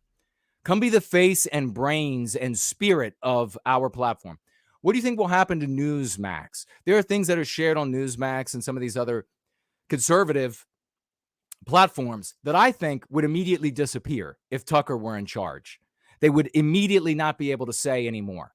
There would be guests that they would immediately not allowed to have on anymore. That's my guess. I don't think that Tucker was restrained as much as folks say he was by Fox News. So that now he's suddenly going to just speak bullets, metaphorical bullets, out into the void. He would have done so on his Twitter account. In this video that's climbing and climbing. If he could say there are really important topics, then he could say, what's the issue with those topics? He's not going to be able to talk about what's going on with Fox. He's obviously going to be restrained legally there. But he didn't say anything about what matters in that video, did he? The silence was deafening. What matters here is how we interpret what's presented to us, what we can make use of, what can be interpreted, and then how we make use of it with the tools of the lexical and dialectical power of the Go Free method. What's not useful? Is Tucker a controlled opposition? What's Tucker's father's whole history in the CIA? And who were his contacts? None of that is useful to you. Zero useful to you. That useful maybe in a conversation where you can have the steamy data to share, useful to you that way, but not useful to you in reclaiming our destiny from the anti-whites and defeating anti-whiteism so that we can evince and project who we are onto our environment again. So that Hispanic families in Texas, for those out there who are still conservative and they feel they don't know about mentioning white people at all, so that Hispanics won't be all murdered by their Hispanic neighbor because he's a psycho that shouldn't have been allowed in the country in the first place. Sources with direct knowledge tell TMZ, the news channel, is doing everything it can to sweeten the deal for Tucker to come on board, including floating the idea of letting him program the whole channel, not just his own show. That would be a pretty enticing deal point. In addition to having his own primetime show, Tucker would have a say over what shows lead into and out of his show, which can be a key in achieving bigger TV ratings. While our sources stress Newsmax hasn't formally offered Tucker a job, he can't have formal discussion due to his current Fox News contract. We've told the network execs, we're told that their execs have made it clear to people around him they would practically give him a big say in rebranding their channel. So my guess is that Tucker could go and inform the network's decisions without being employed by them. And that might be what happens. That might not be a breach of his contract. That might be what happens right away. And we're going to be having, in just minutes, the great Imminent Rain, Luke Mason, joining us. So go nowhere.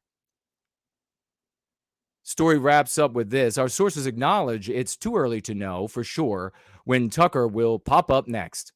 And it might not even be at a TV network. But we're told he does.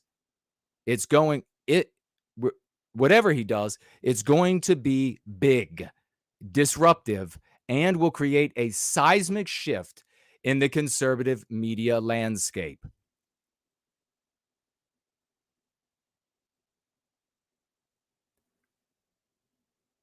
There's also News Nation is doing everything they can to reach out to Tucker and offer him essentially the same deal, according to this site.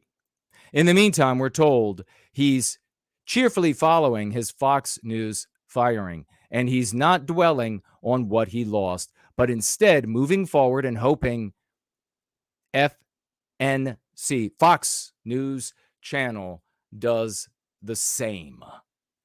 Well, ladies and gentlemen, that is the news as I see it, and we will be right back in just a very brief second for the one and only Imminent Rain. Drowning in the argument, the anti-white says, what exactly is anti-white? You have got to be animated with the righteous passion of reclaiming our destiny. We are the heroes of this era.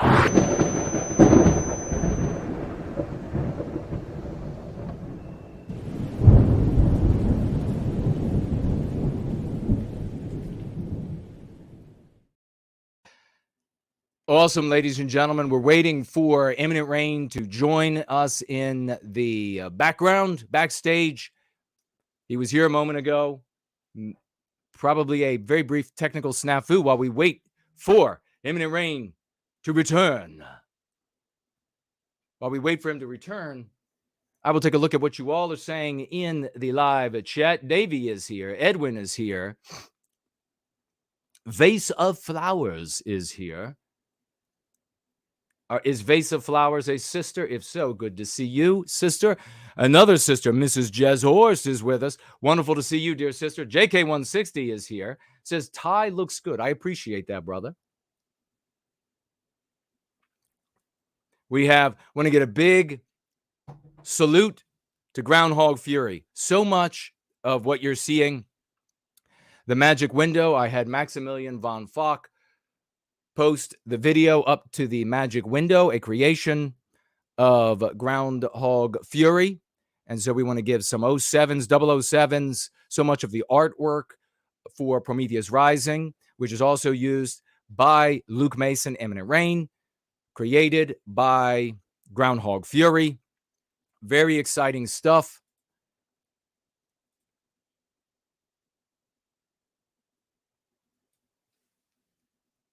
And we want to make sure we honor and salute that champion here today for all the hard work that he has done. A true hero for our people, Groundhog Fury. We love him.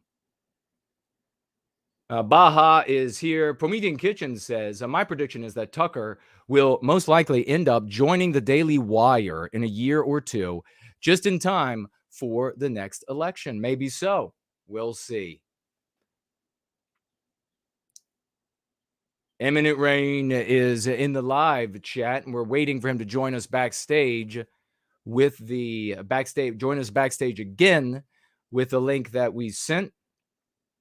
Lottie is here. Hello and welcome.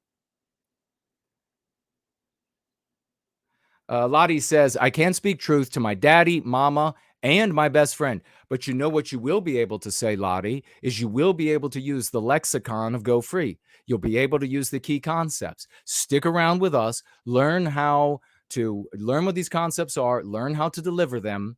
And the world will change for you. If you want to fast track what you're doing, you can jump into the description below and find one of our Going Free clubs, find one of the chats to join, and they will help you along the way. And ladies and gentlemen, I give to you the one and only Imminent Rain, Luke Mason. Brother, how are you doing? I'm doing great. Promethean hails so hard. Oh my God. Promethean hails so hard to you, brother. I am so excited and exhilarated. Folks, let me just set the table quickly. And this is the one and only Luke Mason, Imminent Rain. Now, years ago, when I published Born Guilty, there's like a truncated version without the glorious artwork by Groundhog Fury that is in Born Guilty. And the great Luke Mason, Imminent Rain, read Prometheus Rising, Take Back Your Destiny, and felt the spirituality, saw the different layers of education that I sow into it about our people, how to protect ourselves, how to strengthen us. And he decided at that time, among some others who got started and did glorious work, like Fernald, as one of the many other champions who immediately got started in various ways, the great Imminent Rain here decided, I am going to make an entire rock album, because that's what this guy does. That's where his training is. That's where his talent is. He decided he was going to make an album that was going to tell the story of Prometheus Rising, Take Back Your Destiny, which he named The Legend of Prometheus. And many things got in the way, of course, because we're living in this. This is a guy that should be, by way of his talent, if you've seen his music, if you've seen his lyrics, heard his lyrics, if you've seen him perform, if you've heard his extraordinary voice, you'll know that this is a guy that, like Led Zeppelin, like Iron Maiden, like so many others who are hard rock or metal, somewhere kind of back and forth, somewhere kind of in between, is the same tier, would have been making millions, would have been in front of thousands, would be touring Western civilization. But it didn't happen. It wasn't in the cards, because anti-whiteism had marched along far enough. Even with metal, he probably, even being radically anti-white, he wouldn't have been able to get their attention.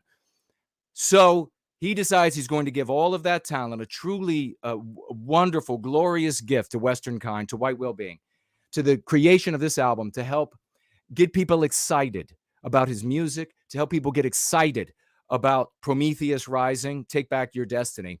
And he began work, nearly 5 years of assiduous labor with life's obstacles, everything you can imagine get in the way. And he stuck with it until finally we have reached this point where part 9 of that album, Vengeance, is now going to be shared today at 8 p.m.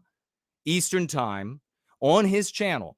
Going to be shared today at 8 p.m. on his channel, and therefore on this day, the release of the album in toto, The Legend of Prometheus. So the first thing I have to ask of the great Luke Mason, Imminent Rain, is how do you feel today, man? How, after all of this effort, what's it like? Well, honestly, I'm just slightly disappointed. You see, I had to settle for Earl Grey tea. I was hoping I could get Earl White. No, I'm just kidding, man. I'm super pumped about this. And I had to throw in a dad joke, man. I just couldn't resist. So, but yeah, yeah, dude, I'm super happy and super pumped about this whole project. And everyone has been such a, I don't know, like just heroes and saints and knights and warriors and champions and people have just been super awesome to me and lifted me up and everything. And I'm a little bit overwhelmed with everyone's kindness and everything. For those of you who like ordered CDs, I will get those to you as quick as possible. Jason, yours is actually in the mail as we speak. Cool. Yeah. So, yeah, it's just been great. So many, I've grown a lot as a musician making this album, and I just really appreciate the opportunity. I'm really grateful that you wrote such a timeless masterpiece and such a helpful and useful story, mythology, lore for our people. I'm super grateful for all of it, man. Oh man. Well, thank you so much for that. And I'm so grateful because you are to me, like the others who have come and those who will come. You were like imagine this, if you will, for a moment. You were like a figment in my mind. You were someone I knew had to exist, that our great spirit of the West had brought forth and would speak to. As I worked on Prometheus Rising, the entire time I was in constant contact with a lot of older guys, a lot of smarter guys in the white sympathetic sphere, most of them obviously explicit. And we talked about this time and again, many late nights. And I said, there are folks out there right now who are amazing, who have glorious talents, who can step forward and will come forward because they will feel that kinship with that voice of the West that speaks through the timeless tale of Prometheus Rising, which recurs in our people. It just keeps bodying forth from our people.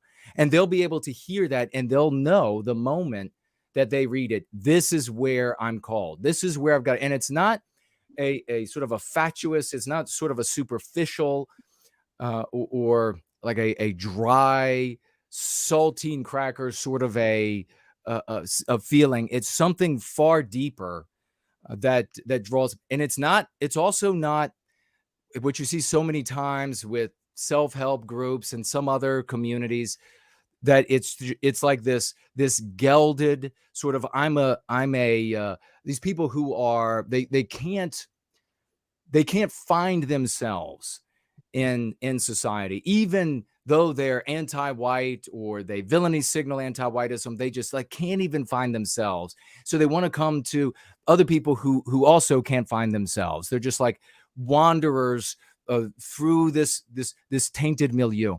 But that these people would be in my mind, these wraiths, these kings, these ghosts were out there, and that they would come to this as soon as they heard the silver trumpets of the voice of the West. And that is exactly what happened. Imagine for me, folks, and it's so wonderful to hear what Luke Mason says. From the very beginning, when he came, he was saying so many wonderful things about me and the creation of Prometheus Rising. And he just leads with that to show you what a great guy he is.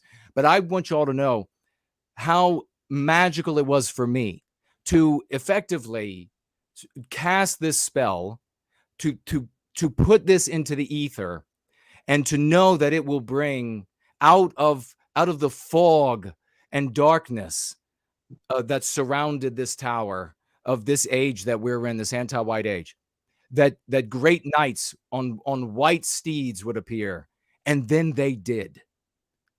Luke Mason, Fournall, Brand Danger, so many others appeared out of this ether, and they came to the voice of the West, and now working together and bringing more in so that light gets brighter. That's what this album does, so that light gets brighter, bringing more of those knights out of the ether to be part of our journey where we are the hero. Brother, it boggles my mind. Your skills boggle my mind to no end. This is such a wonderful and glorious day.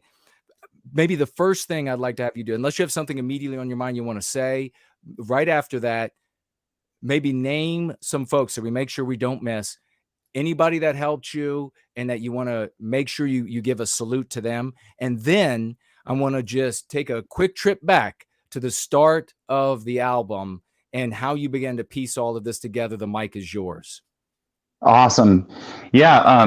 Shoot, I've got a lot of people that have been very extremely heroic and helpful to me. Of course, you, Jason, the white well-being community as a whole, the White Art Collective community as a whole, my bro Slots, Big Hair Tsunami, JK160, Simon JJ, Andre, got some local dudes here, Saxon Jack Gunner.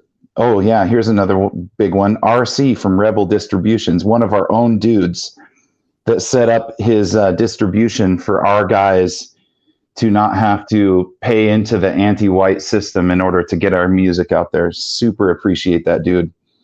Of course, brother Dave Martell for involving me with his video game Grim Earth and just all the good things he's doing with Biz Archives. Olivia Key, our departed bro Syntheside.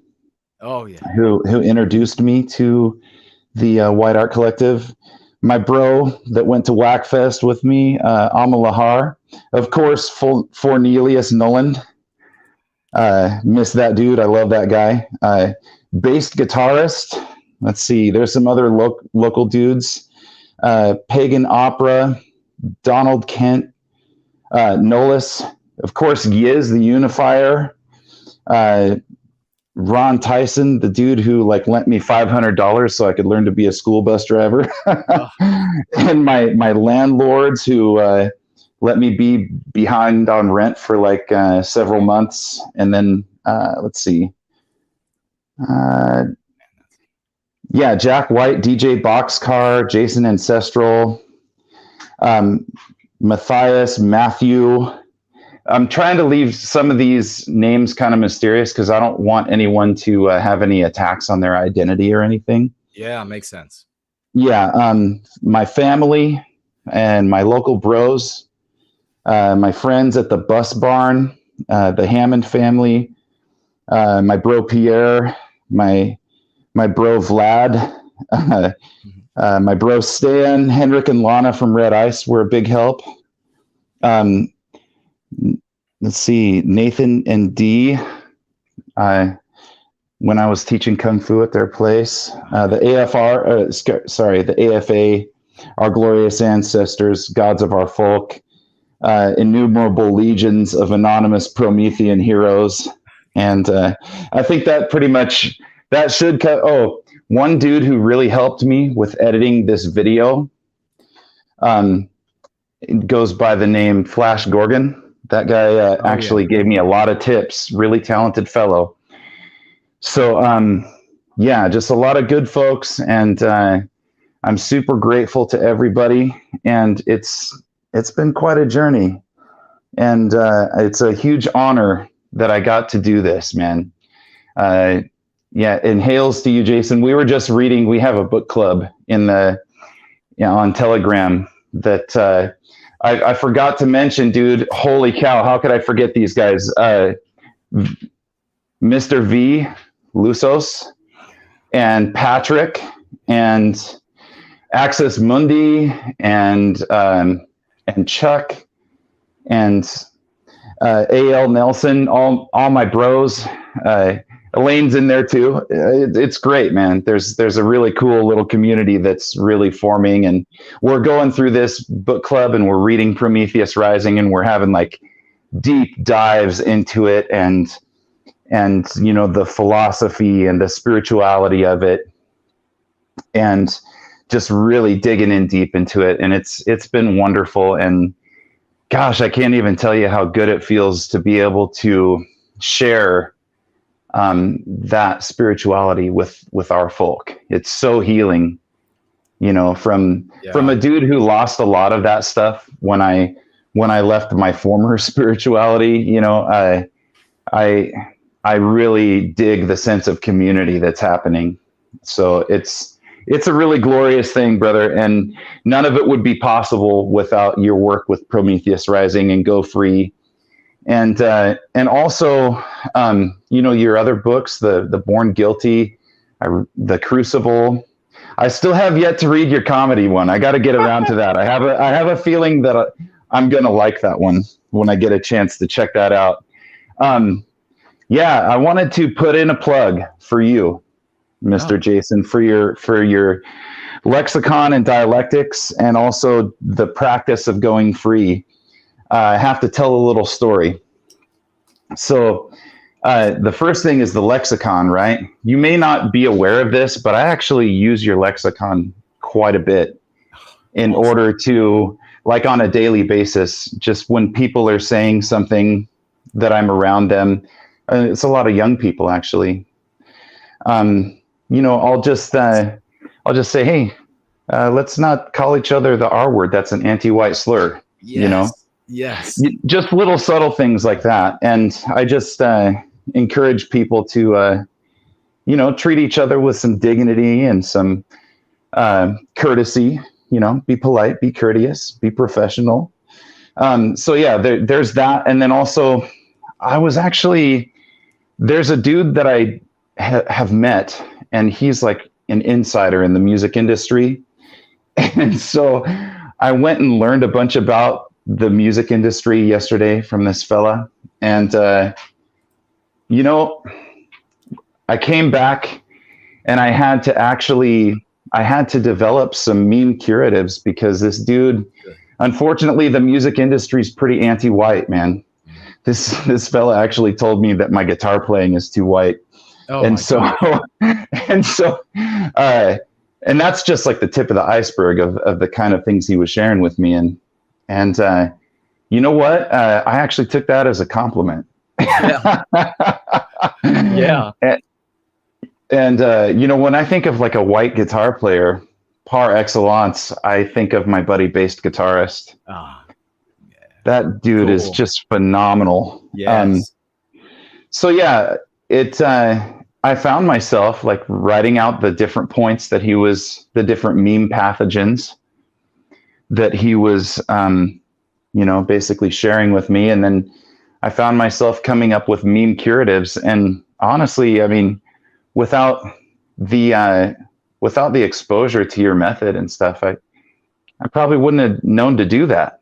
Most people don't think to do that. They just let that stuff dig at them and eat at them and then poison them. And they're, just like Prometheus in the story, the metaphor of how he donned the cloak and how they, basically browbeat him into donning the mask. And then it just made him into this weak figure, this wraith, this shadow of who he truly is, that, this glorious warrior god king that can, go out and kick ass and everything. Right. So anyway, man, it just, it really helps. And I think you should get a bit more credit, man.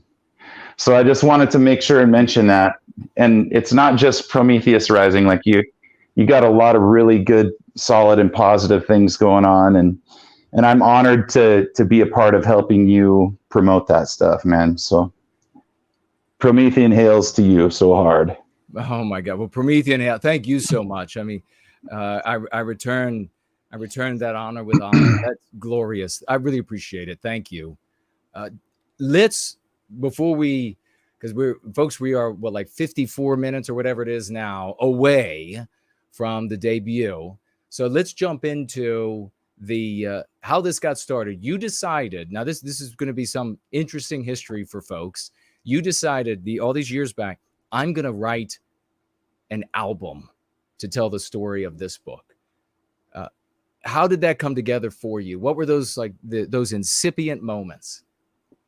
Well, I had just written this, a couple songs and recorded them. I decided, I had tried to be very explicit with some of my earlier songs under a few other projects that I had done.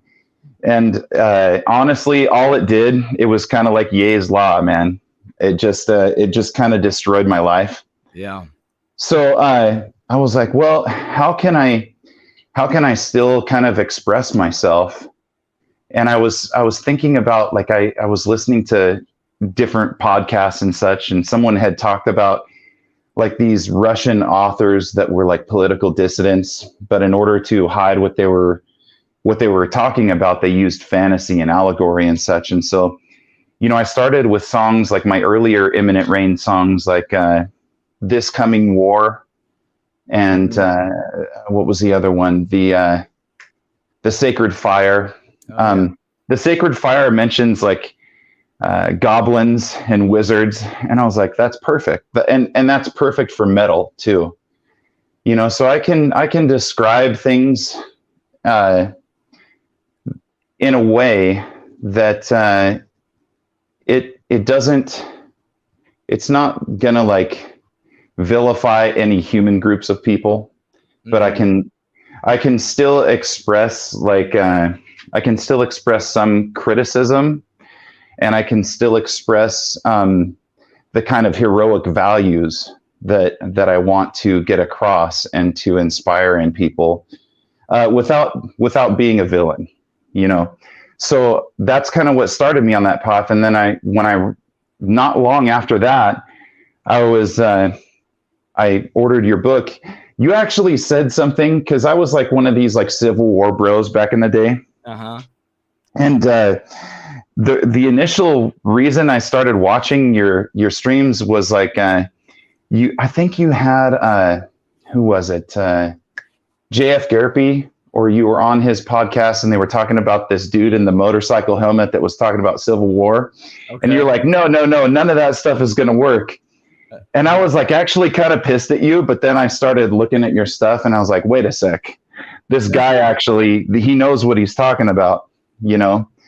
And then not long after that, I remember hearing on one of your streams, you had mentioned how, you know, you were saddened by the fact that you could go to like a club or a tavern or something, and it used to be you could hear this great, glorious, like white rock music. And now if you go, it's just all like, you know, basically simian twerking and such. Yes. and the music that empowers those kind of gestures. So I remember hearing you say that and I was like, holy crap, this guy, he gets it. And so that's when I sent you like an email with some of my music.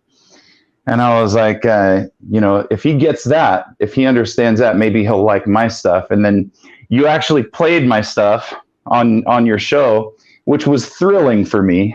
I was like, whoa, this guy's awesome. And he's like a brother in rock, you know? So anyhow, yeah, man, that's kind of how it started. And then when I read Prometheus Rising, it was the version that's in Born Guilty. I was just like, dude, he's hitting all these symbols and all these really important philosophical and spiritual points. You just nailed it with Prometheus Rising, and you did it with such excellent style. You know, like the prose in that is just glorious. It reminds me of Lovecraft or Robert E. Howard. Oh, thank you. So yeah, dude, and it's just so well written. I remember thinking, because I acknowledge like the power of myth and how important that is for us psychologically and spiritually. And I remember I was thinking of like trying to write a project like that. And then I read yours and I was like, oh dude, this guy actually did it.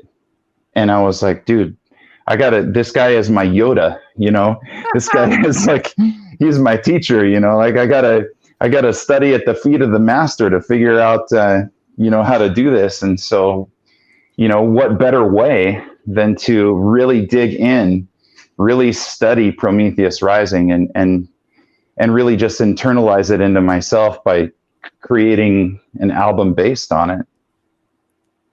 That is fantastic. And I remember when one of the first times we corresponded, you had told me that you had thought about how desperately we needed a book like Prometheus Rising, and just what Absolutely. you were alluding to there.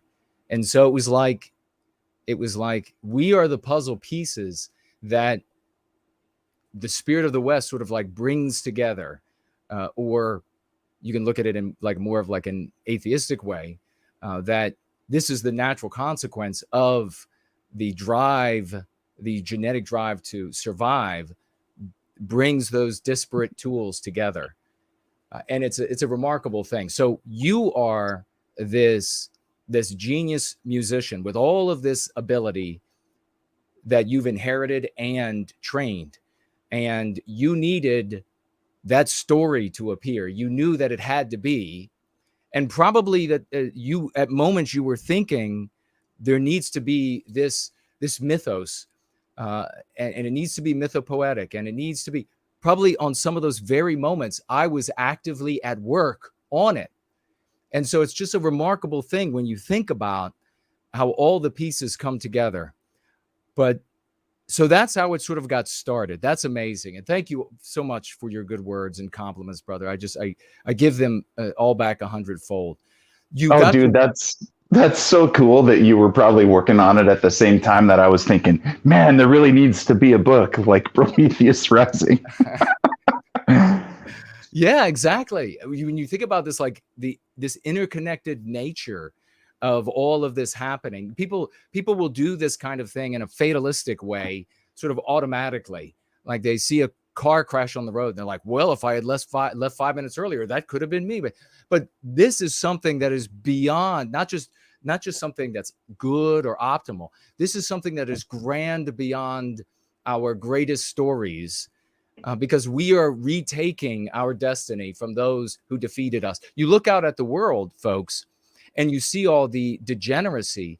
You are seeing what's happened and happening to a defeated people. You're not seeing us getting defeated. You're not seeing things sort of sinking. You're seeing what happens when a people is defeated. This is what always happens to a defeated people. And we are just the seminal moment and the seminal ideas and the seminal personalities that are engendering the victory to come. So it's just, yeah, it's an epic thing. And we should focus more on realizing that there is this interconnectedness in this sort of like mysterious way that I'm writing this story as you're thinking we need this story. And you're perfecting your abilities and without knowing that it's someday you are going to contribute so much of that to this endeavor. It's just a wonderful thing. But you got started on the first piece then, which is Creation and Birth of the Gods, which we played in audio only at the very beginning before we started the stream. What was that like for you as you began to piece this first piece together? I guess sort of trying to get the best feel for what your album is going to sound like, communicate, etc., and yet being true to the story of Prometheus Rising. What was that sort of construction like? Well, what I started with is, I had just read the book the first time, and I was going through and kind of looking at different things, and I just knew, like, I wanted it to sound as Promethean, as European, as white as possible. I wanted it to sound like something. I wanted it to have a very distinctive, like, European kind of Promethean flavor to it. The aesthetics were really important to me, and so I started listening to a lot of bands that I feel have those aesthetics. Like, one of them would be Camelot. Another one would be probably like Iron Maiden, Judas Priest, and a lot of different like power metal. There's this new movement in metal. Well, it's not new now. It's a few years old, several years old now. It's called Nowatham, new wave of traditional heavy metal. Okay. And I feel like that traditional heavy metal really captures like a really heroic and aggressive and almost kind of like a martial spirit of our people. more so than a lot of other genres of music. But yeah, so I just kind of delved in and I listened to what those guys were doing. And I was like, well, okay, what can I do that will sound close or in the same aesthetic realm as that? And then I just started coming up with the best melodies and chord progressions and riffs that I thought would, portray these kind of scenes that I was portraying with the lyrics. And actually, I start with lyrics first. And what I had to do with that first tune, and I ended up having to do this for like the other tunes, is I would read. I was like, okay, how many chapters are there? There's like 19 chapters in Prometheus Rising, and I was like, well, I want to do an album that has 9 songs, because 9 is like a super magical number. It's the number that always returns to itself. Right. And I always just like that number. It's like, probably like from Asa True and hanging out with AFA guys too, because, Odin hung on the world tree for 9 days and there's 9 realms of Yggdrasil and everything. So I like that number. And I kind of broke it up and divided it. And I was like, well, I'll probably do like the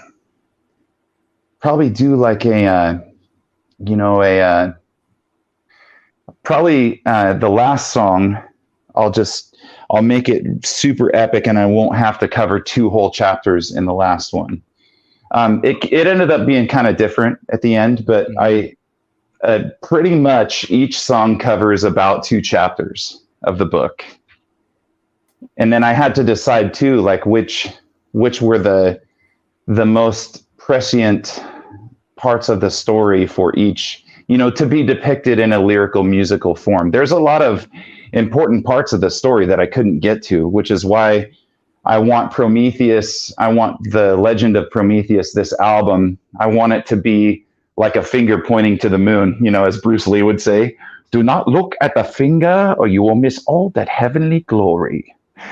So anyway, I wanted it to be something that points people so that they actually pick up Prometheus Rising and give it a read. I think it's a life-changing book. So wow. Yeah, that's what I did with that one. And shortly after that first song, I don't know if you remember, but in our white positive sphere, there was this debate going on about, grifters, right?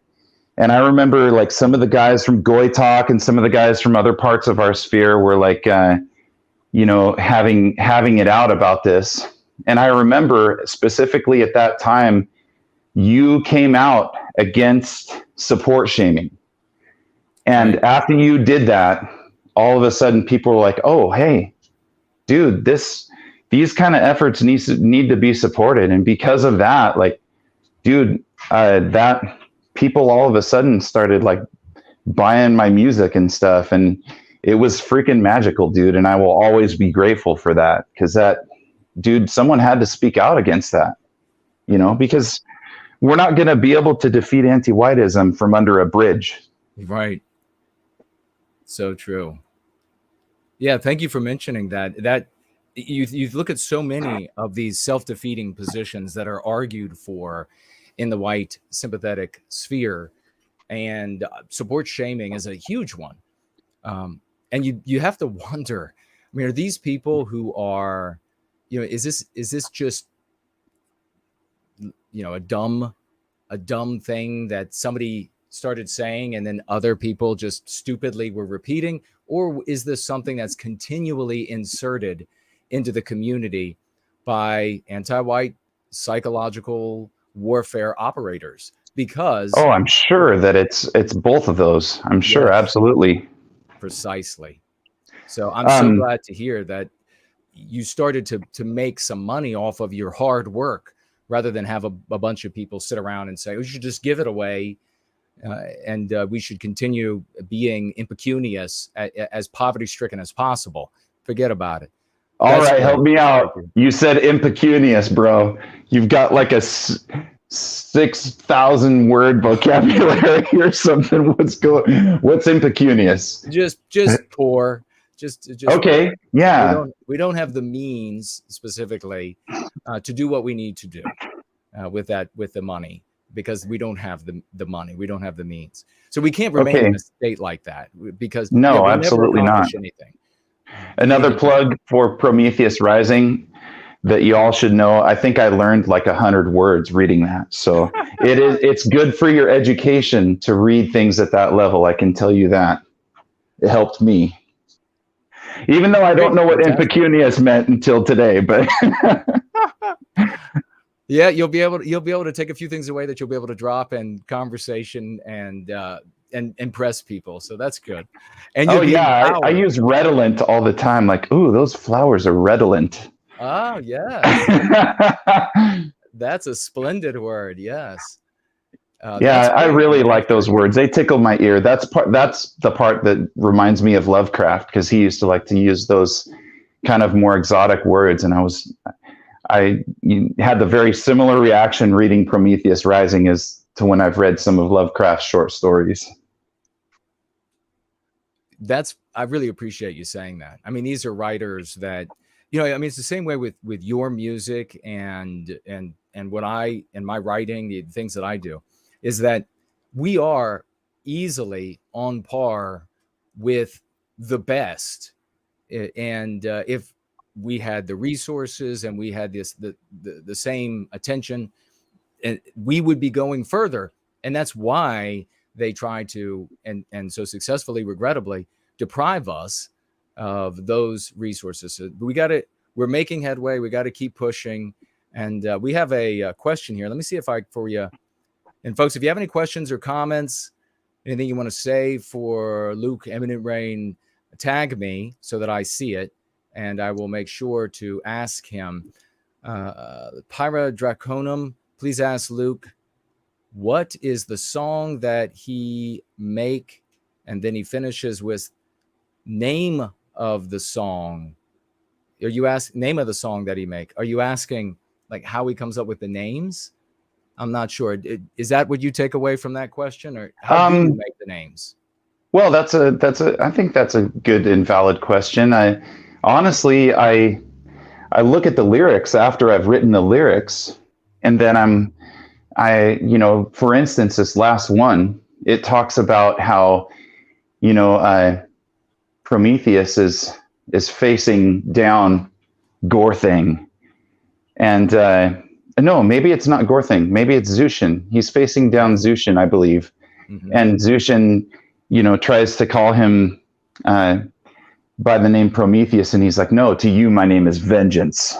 Yes. So I was like, dude, that is metal as fuck. I've got to, that's my name right there.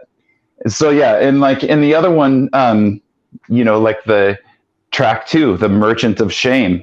And I thought about Gorthing and his honeyed words, and how he would, pace the courtyard and speak to all these other gods and use his slippery, silvery tongue to bewilder and confuse them and basically hoodwink the other gods. And it just reminded me of the tactics of a really effective, but maybe not so moral salesman. Someone who calls your grandma up on the phone and sells her a bunch of coupon books she don't need or something, Right, exactly. Well, that's fantastic. The names, I thought, and I don't know if I've mentioned it before, but certainly here, now that the album is wrapping up and as a whole, the names of these individual pieces were all fantastic. There wasn't one that I was just like, that's not very good. The others are good, but they are all epic names. They all draw you in and make you want, to hear the music. So it was even there in the names of the songs, and the lyrics are so powerful, and the way you deliver at points where you are various points, like you're talking lyrics and then you're singing with this epic voice, the lyrics. How did you decide to vary what would be sort of said and what would be sang in these different pieces? Well, that's easy. When my voice got tired, I did the spoken parts. That That makes absolute sense. And it works out perfectly. Yeah, it just so happened to work out perfectly like that. No, if I'm going to be serious now, kind of what I did is I would have these sections where it would just be riffs and stuff going. So there was quite a few of those sections because I wanted to make it super epic and almost kind of like, you know, Kansas or Rush or Styx or Dream Theater or Symphony X, like, because it's metal and you want to make it have like some cool interludes and make it super epic. And so I was like, well, that would be even cooler if I took actual quotes from the book and just put those on top of some of those sections, because then it would make people wonder, oh, where's that quoted from? And it would just be another encouragement to read Prometheus Rising. Oh, cool. That is cool, man. Well done. See, thinking ahead, it's a very white thing to do, thinking about the whole. Yeah, I got that from having to plan for winter. Yeah, exactly. It's a very white thing. It's very white of you, Imminent Rain. We have Promethean Pigeon is asking, can you ask Luke if he plans on maybe venturing into other genres of music other than metal? Well, I was listening to some Czech polka the other day. Well, yeah, so I have at the bus barn, there's a dude that was telling me all about polka, and he was talking about Eastern Europe, and we have a dude from Poland that's there, and I've kind of befriended that guy too. Well, actually, everyone at the bus barn is just fabulous, so I feel like I'm pretty much friends with everyone. Cool. But he was telling me all about polka, and I mentioned that my ancestry on my mom's side is from Czechoslovakia, or, you know, the Czech Republic, Bohemia. So, and he's like, oh yeah, they have their own polka, bro. And I was like, no way. And so I was actually looking at it. I don't know if I'll venture into it. Honestly, that's part of why I'm pushing my Patreon so hard, is because I don't have a lot of time these days to create content or make music. So I'm just trying to basically buy myself a little bit more time so that I don't have to do as many extra bus trips and whatnot. And I could put that effort and time into creating more content. I really want to pass on what I've learned. I've had a lot of really great teachers, and I have a lot of knowledge that I'd like to pass on to other people, especially in our sphere, that might be interested in making music. So probably before I would venture into any other styles, I'd rather just like share the fundamentals and the basics of the musical language with people, and maybe some helpful strategies for thinking about it in order to, you know, just help other people on their journey, because I don't want to be the only one that writes an album for our folk. Oh, right. Right, exactly. Well, that's a glorious thing to want to pass on the knowledge. All of your Heck training. yeah. I mean, you had to learn new things making this album. Groundhog Fury learned a bunch of the techniques and things he had to learn to be able to make the magnificent artwork, and, you know, what you're seeing behind me on the magic window, and so much more that he's responsible for, the cover of Prometheus Rising and everything else. So he was doing what he had to do in the world, and then he figured, I need to know X, Y, and Z to be able to do these other things. And folks, everyone should be able to take away from this that you can be a player, you can be a hero, you can be somebody who does something magnificent. There are infinite number of things that you can do in service to white well-being. You've got to get involved. You got to be a player. You're going to meet a great community of folks who are going free. They're shedding themselves of these poisonous ideas that we've all been impregnated with.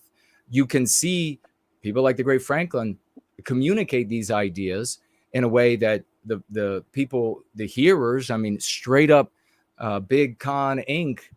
hearers are like, yeah, that makes sense, and it's wrong to be anti-white, and we should call that out.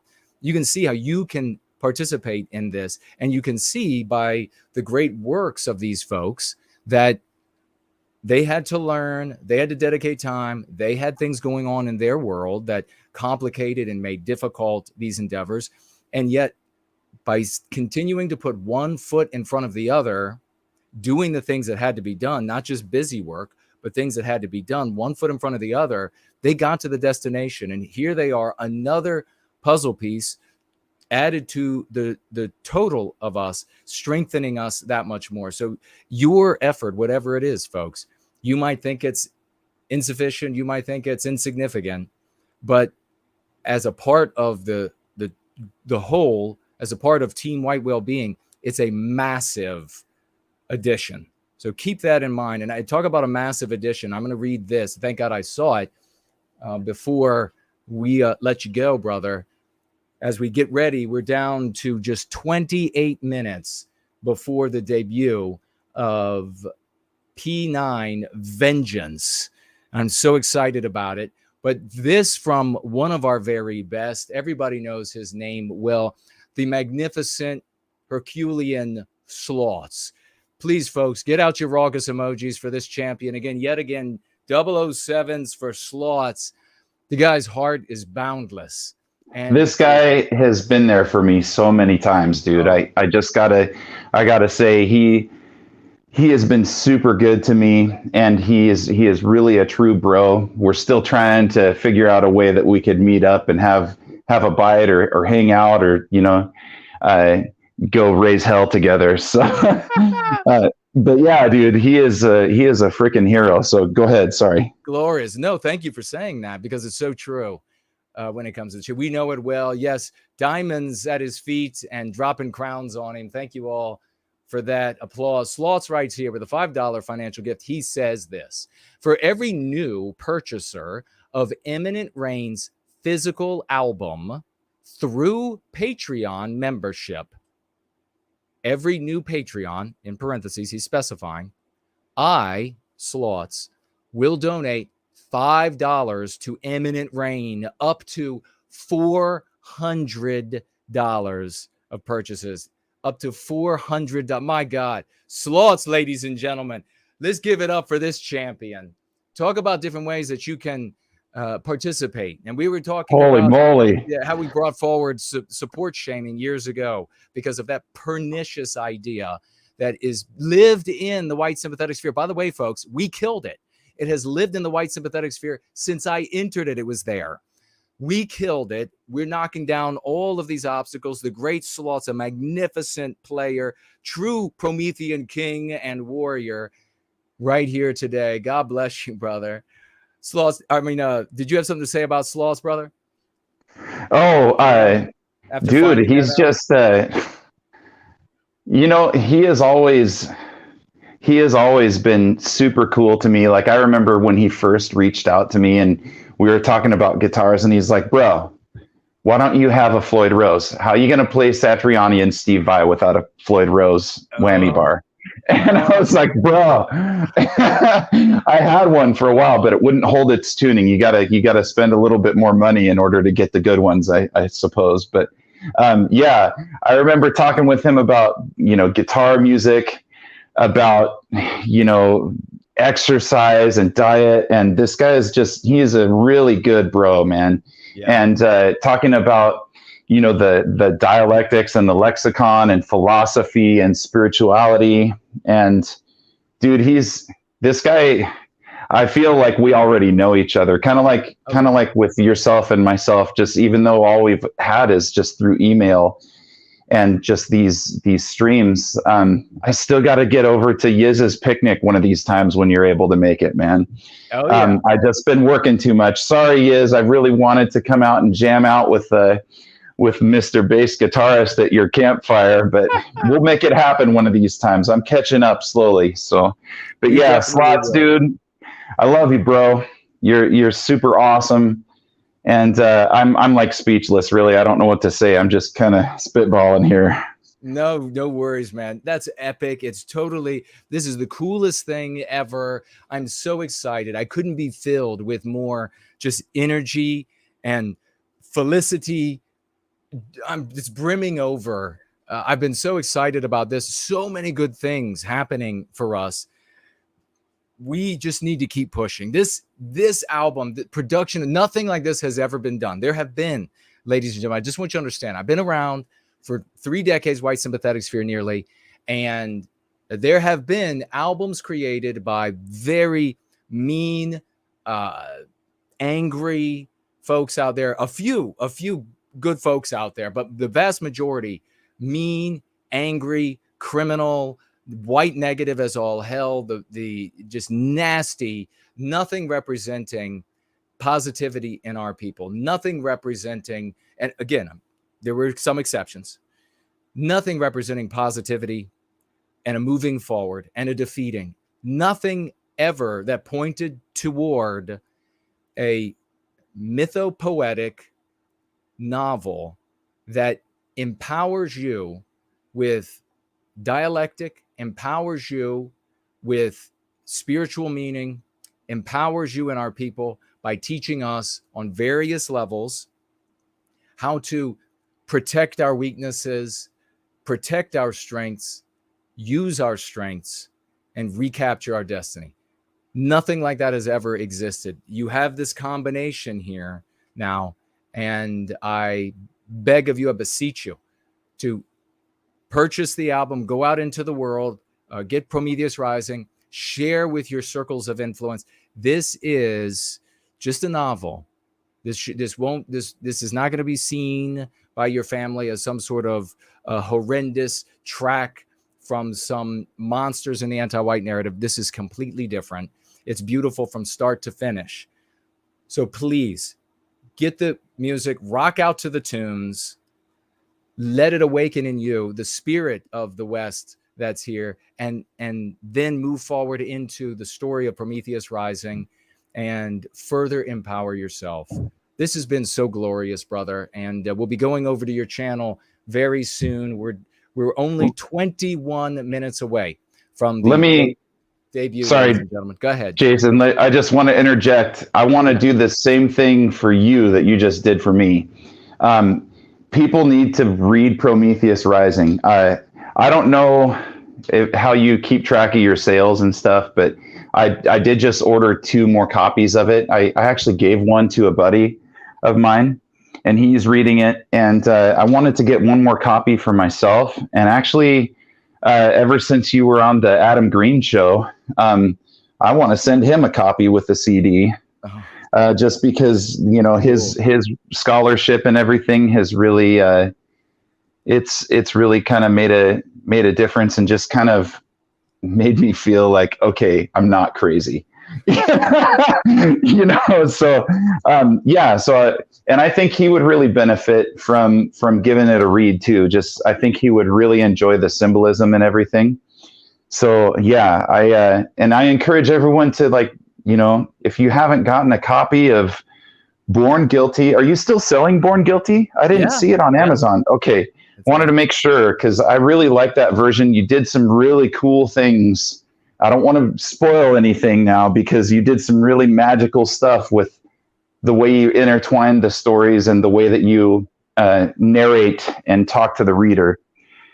So yeah, man, I just encourage everyone, you know, empower yourself, empower your families, you know, get these books and read them and make them a part of your practice as much as you can. I mean, I'm not perfect. I have my faults. Like, I'm a spurg, you know, but I do what I can. And, you know, I think that's all any of us could do, but it certainly really helps to avail ourselves of the resources that are available and of the genius kind of writings and speaking and not just me. Like, there's a whole community of white positive arts going on, of heroes that are using our art sorcery, if you will, to fight back against the tide of anti-whiteism. And all those people deserve support and encouragement. Yeah. Well, God bless you, man. Thank you so much for the album. Thank you so much for your hard work. Thank you so much for your appreciation and the good words you just shared. Is there anything else you want to say? Final thoughts to the folks in the community, both live and in replay. Before, I think what I'll do is I'll read a very short passage of Prometheus Rising in your honor, and then we'll go immediately to one of your songs as we wait for the premiere to get started. But Any final thoughts? And folks, let's hear it for the great Luke Mason, Imminent Rain. Let's get out those raucous emojis. Everything that I've said before. Base White is with us. Great to see you. Throw some gems at his feet and drop some crowns on this man's head. Brother, final thoughts. Hey, I forgot to mention someone who's doing some super important work, Cool. and that is Brant Danger. The future of our people. He is directly working on that, and the education and the formation of our people. So, and he's just a great bro. I still remember doing some martial arts techniques with him over closer to where I live when he stopped by. It was so cool. He's such a cool dude. He's a total Chad. So if you have a chance, just reach out to him. School of the West. It's epic. It's glorious. It's heroic. It's totally Promethean. So the only other thing I want to say to y'all is lots of love from North Idaho, and Promethean hails so hard. Promethean hails so hard to you, brother. And you are welcome at any day, anytime to call in if you want to chat during our Going Freeze on Sunday.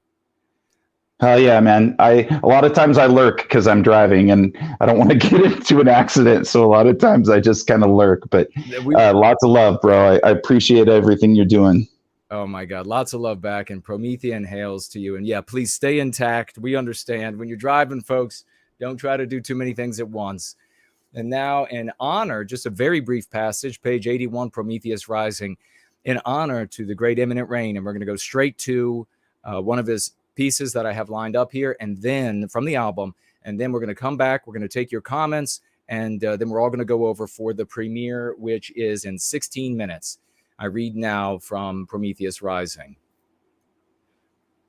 This is of the Prometheans. They represent us in the story, and they are newly created to the world by the great Lord Prometheus.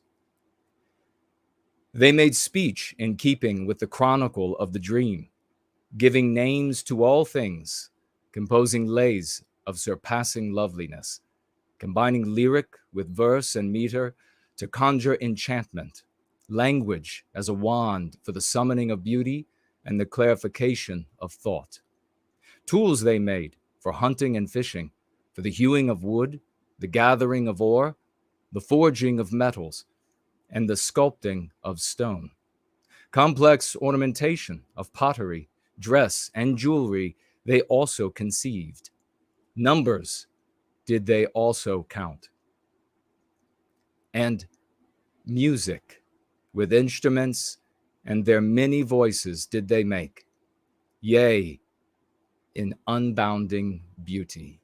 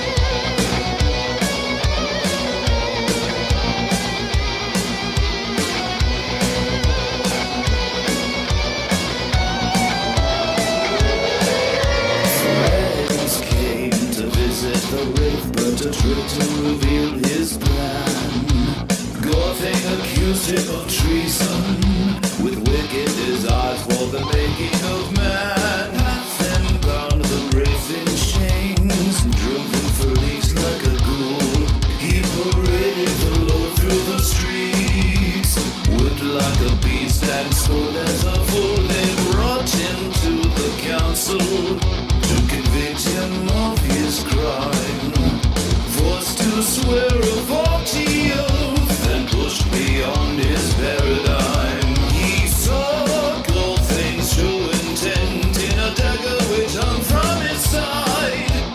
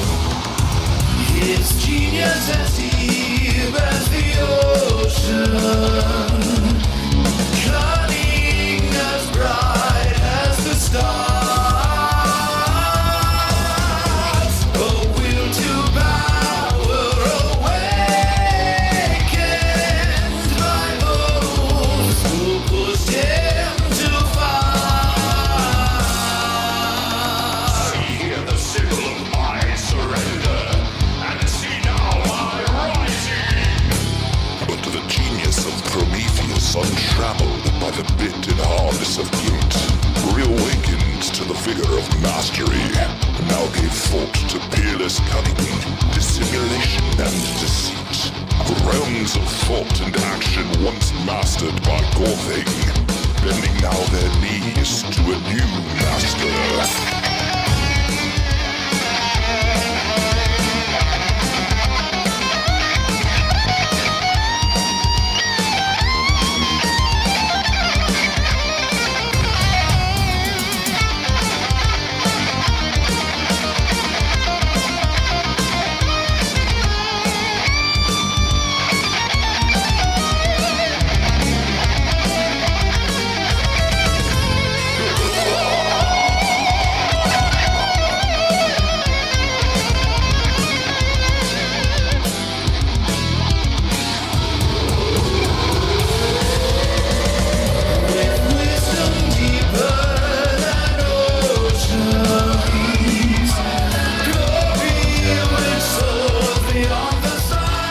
All right, unfortunately, I have to jump in because we are only 10 minutes out from the grand premiere. But you will be able to hear this song and many others when you acquire the album from the great Imminent Rain. So we'll pull that down, ladies and gentlemen. Wonderful. Can you hear me okay? Let me know how everything is going. Is the audio perfect? Here's what's going to happen. Here's what we're going to do, ladies and gentlemen. We are going to, in just under 10 minutes, we are going to head, if you would like, you can watch here live, but if you would like, you can head on over to Imminent Rain's channel, and you put in, it says on the crawler, I think go to YouTube at Imminent Rain So Hard. Will take you to his channel. If you'd like, you could pull up a second tab and do that there, and mute this stream once the premiere is underway, and then listen from there because it will sound better directly from his channel. And then come back here. We'll continue with your comments, calls, your financial gifts, and addressing any other news that we have. There's a lot to take a look at, and it's going to be very exciting yet until the very end of 9:30 p.m. Eastern Standard Time. At 9 minutes now, outside of the beginning of this wonderful premiere. How exciting is this to have this album coming together? And you had produced almost instantaneously from a guy that we know as a demigod, Cornelius Newland, who created, there's another album associated with Prometheus Rising, a concept album that the great Cornelius Newland created. That was, we shared that quite a little while ago now, and it's epic music. We play it here as well from that album. If you haven't purchased that album from Cornelius Newland, remember, no support shaming. He put a lot of work, time, and effort into that concept album, and we would like him to be rewarded for that as well. He deserves it from our people. This is what we do for each other, and you can buy it as gifts for other people. If he's got, I don't know, I guess he has physical, we can find out. But hey, another one of our great musicians, RC the Realist, has just shown up. Wonderful to see you, dear brother. And we play his pieces all the time. It's very exciting, and most of the time it's rap about going free, and it's magnificent music. So very happy to have him on board, as well as one of our champions in service to white well-being. It's great to see everybody still here with us. I'm going to take a look as we get down to the 7-minute mark. And let's see what we have over here. We have great Yiz the Unifier on Entropy, financially gifting $5. Thank you, dear sister. She writes, weekly folk tithe to celebrate our dedicated warriors. We've pushed the curative contagion into mainstream media, as well as high-profile content creators. And our community has used the method to thwart anti-whiteism in schools and news media. Keep it Promethean, keep it pristine, white heart emoji. God bless you, sister. What a true champion. Unwavering, the great Yiz the Unifier. Thank you, sister. We have Farm Wife, financially gifting $5. She says, I think part of why the NWG lexicon is so vital is because most people think in literal words, verse images. People who only think in words have their minds controlled by language. Going free literally sets their minds free. Precisely. Perfectly said. Thank you very much for that, farm wife. In touch with the world, with the land, she's able to tell, then she's able to know that this is really getting at people where it matters. You literally are set free. You are controlled by the concepts that they give you. You can't use their concepts. You can't be the antagonist in their story. You feel drawn to being the antagonist in their story because you have been brainwashed to want to do that. You've been brainwashed with their media to believe that this is what the antagonist to them looks like. Of course, they would set up an antagonist that would lose every time. So you need to cleanse yourself of that. It's very easy. It's very straightforward. It's very exoteric. You can do it. And we're here for you. Thank you, farm wife. And we have, whoa, get out your raucous emojis, because Mrs. Jess Horst wasn't finished when she started off with $40 financially gifting, and we celebrated her at the beginning. Folks, I'm serious. Get out both handfuls of gems to throw at this lady's feet, at this champion's feet as she walks in. Drop those crowns and the 007s on this lady and her wonderful family, because Mrs. Jess Horst writing this, congratulations, 2 exclamation points, and saying with this that her financial gift is for the great, the amazing Imminent Rain. Just financially gifted him $100 US, white well-being dollars, Promethean rock dollars. God bless you, sister. Talk about when there are champions in this world, there's just nothing that stops them. Nothing that stops them from yet so many folks just watch. That's why so many people, they show up and they're like, I don't know if I want to be here. They're going to expect me to like do something. And I don't know if I'm ready to do anything. I'd rather just I'd rather just snicker, and I'd rather just snicker and snicker some more, and maybe snigger a little bit as well as snicker. And I would rather just do that. And maybe every now and again, cackle, and maybe cackle, and maybe do some guffaws. But that's all I want to do. In essence, I just want to laugh at the other side being stupid. Okay, well, then you may leave. We don't need you. I'm going to pop it up on the screen, folks, because we are about to go there with just under 3 or just over 3 minutes, counting down now with the great Imminent Rain. This is P9 Vengeance. The crawler will remain on the screen so you can see where to go.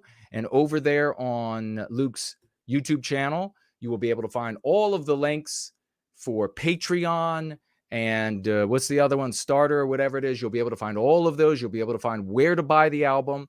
You'll be able to grab that link and share that with all of your circles of influence. Share it now. Action item. Share that link now. Share that URL now so that we can get folks in there to go and watch this premiere over on Imminent Rain's channel, where we're going to be celebrating. I am so very excited about this. I'm going to be cranking it up, but I will be muting myself so that and turning to this third computer to watch with everybody else over there on Imminent Rain's channel. I'm there, already there. We are just over 2 minutes as the time counts down. We have waited for 5 years. When does something like this, everything is so flippant and childish in the white sympathetic sphere? Nothing is timeless. Everything is flippant and childish, immature and banal, just prosaic as all hell. And here you have adults have come in the room, and they're creating things that cure illness, that remedy spiritual sickness, that are timeless. Here's where you have that happening. Nothing like this elsewhere. Count yourselves among, of course, it would be these Camp of the Saints with a very different outcome than that book that would be gathered together in these hours, these final hours of darkness. We are now under 1 minute, 60 seconds, ladies and gentlemen, before the beginning. Please head on over there now. I'm going to mute myself and I'm going to turn to this machine. You'll still see me, and I'll be back as soon as that in. So I'm here, but I'll be back with you as soon as this is over. Here I go.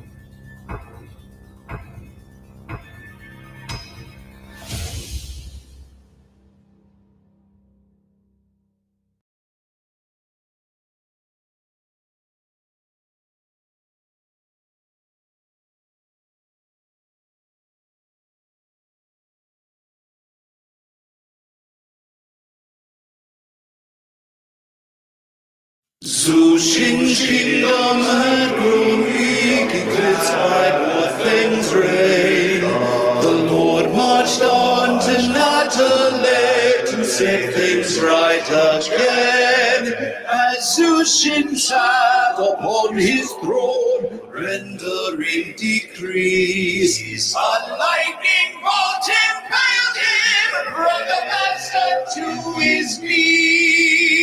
This is not your way, the timing king exclaimed. Guilt no longer holds me, vengeance is mine hand. Gasping Sushin died, the royal court was shocked. Prometheus destroyed them all with lights of molten rock.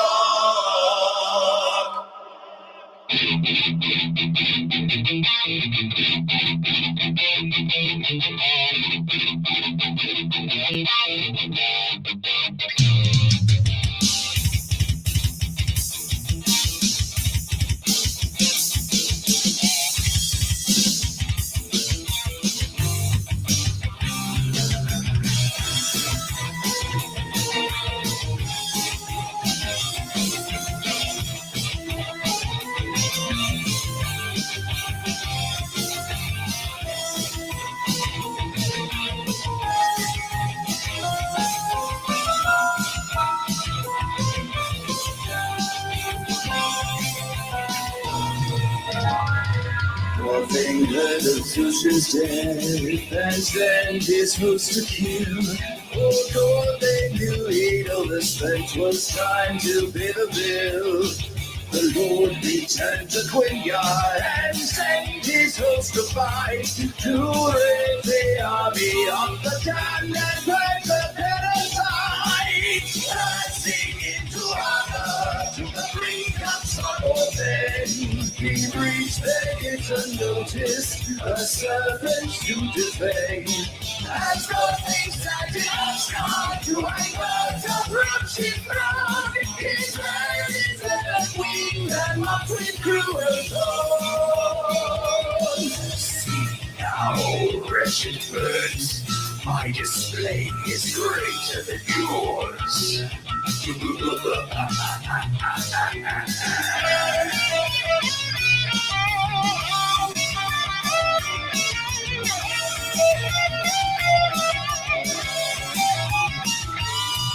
But just as your face soldiers move to slay the birds, lightning light laid and low and thunder-stricken words, as Prometheus appeared, no days of the night, but then fell life into the ground like beasts with broken eyes.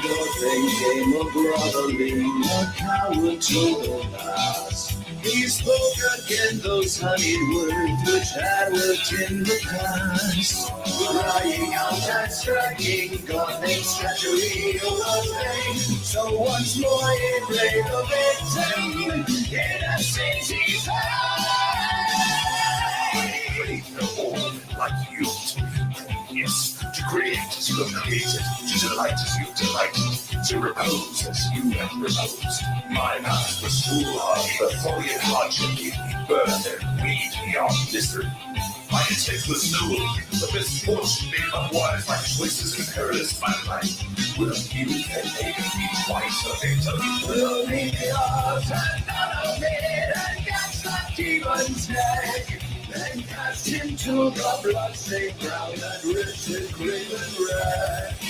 Then the Lord glowing eyes burnt like raging fires, and God entreating pain like a dreadful deadly fire.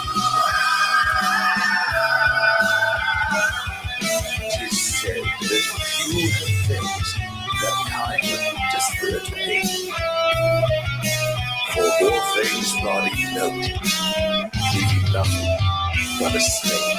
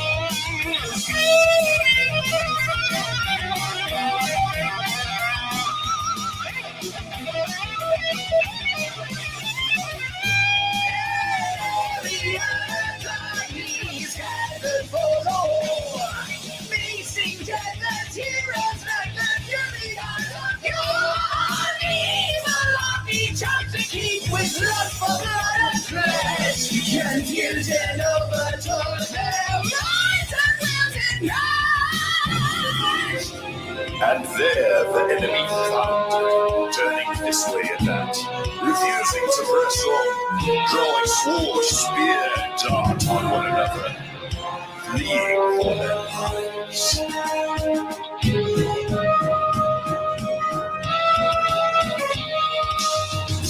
And through this scattered, chaotic, motley squads, their men slew one another, and the gods slew other gods. But then a vicious remnant launched a final strike.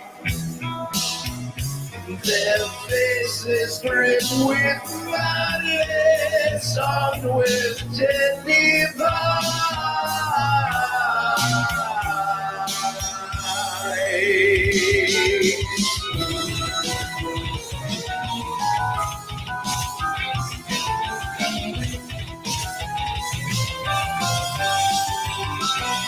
And Ariel blew his horn and rode into the fray. Although the mighty steed and glorious as the day, his fearless armies followed on, bleeding like the dawn.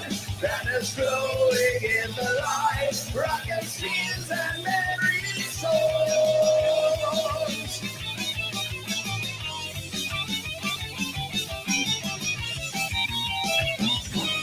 Like a blending storm, the warriors hear their glow. Dying whispers fill the air like somber strength of war. Lord, they brought his children into enchanted lands. With loving care, he blessed their works and their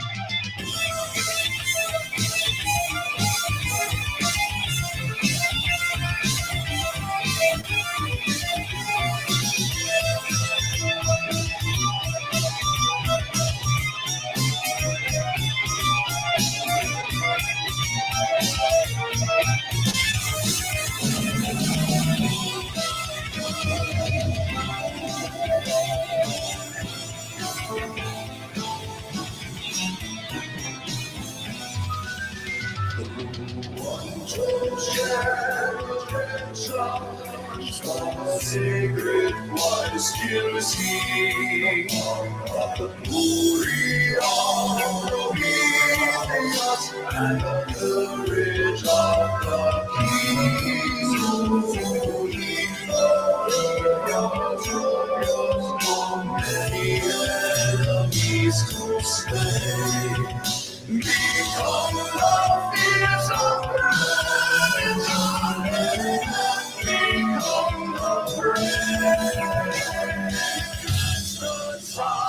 the shepherd's yoke and purge the poison screens.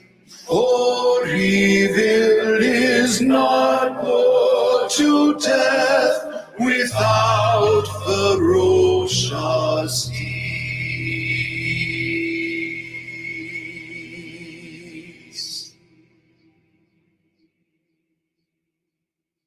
Oh my gosh, ladies and gentlemen, that was totally epic. That was totally epic.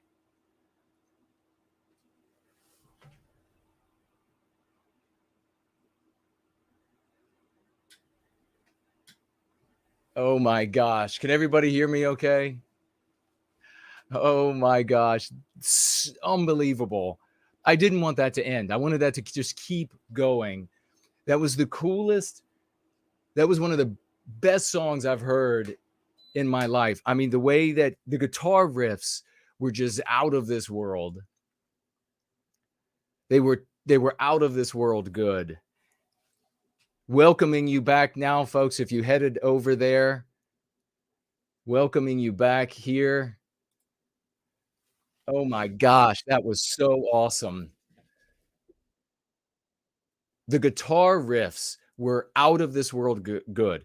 Sloth said OMFG, especially that one part. That was the exact thought I was having.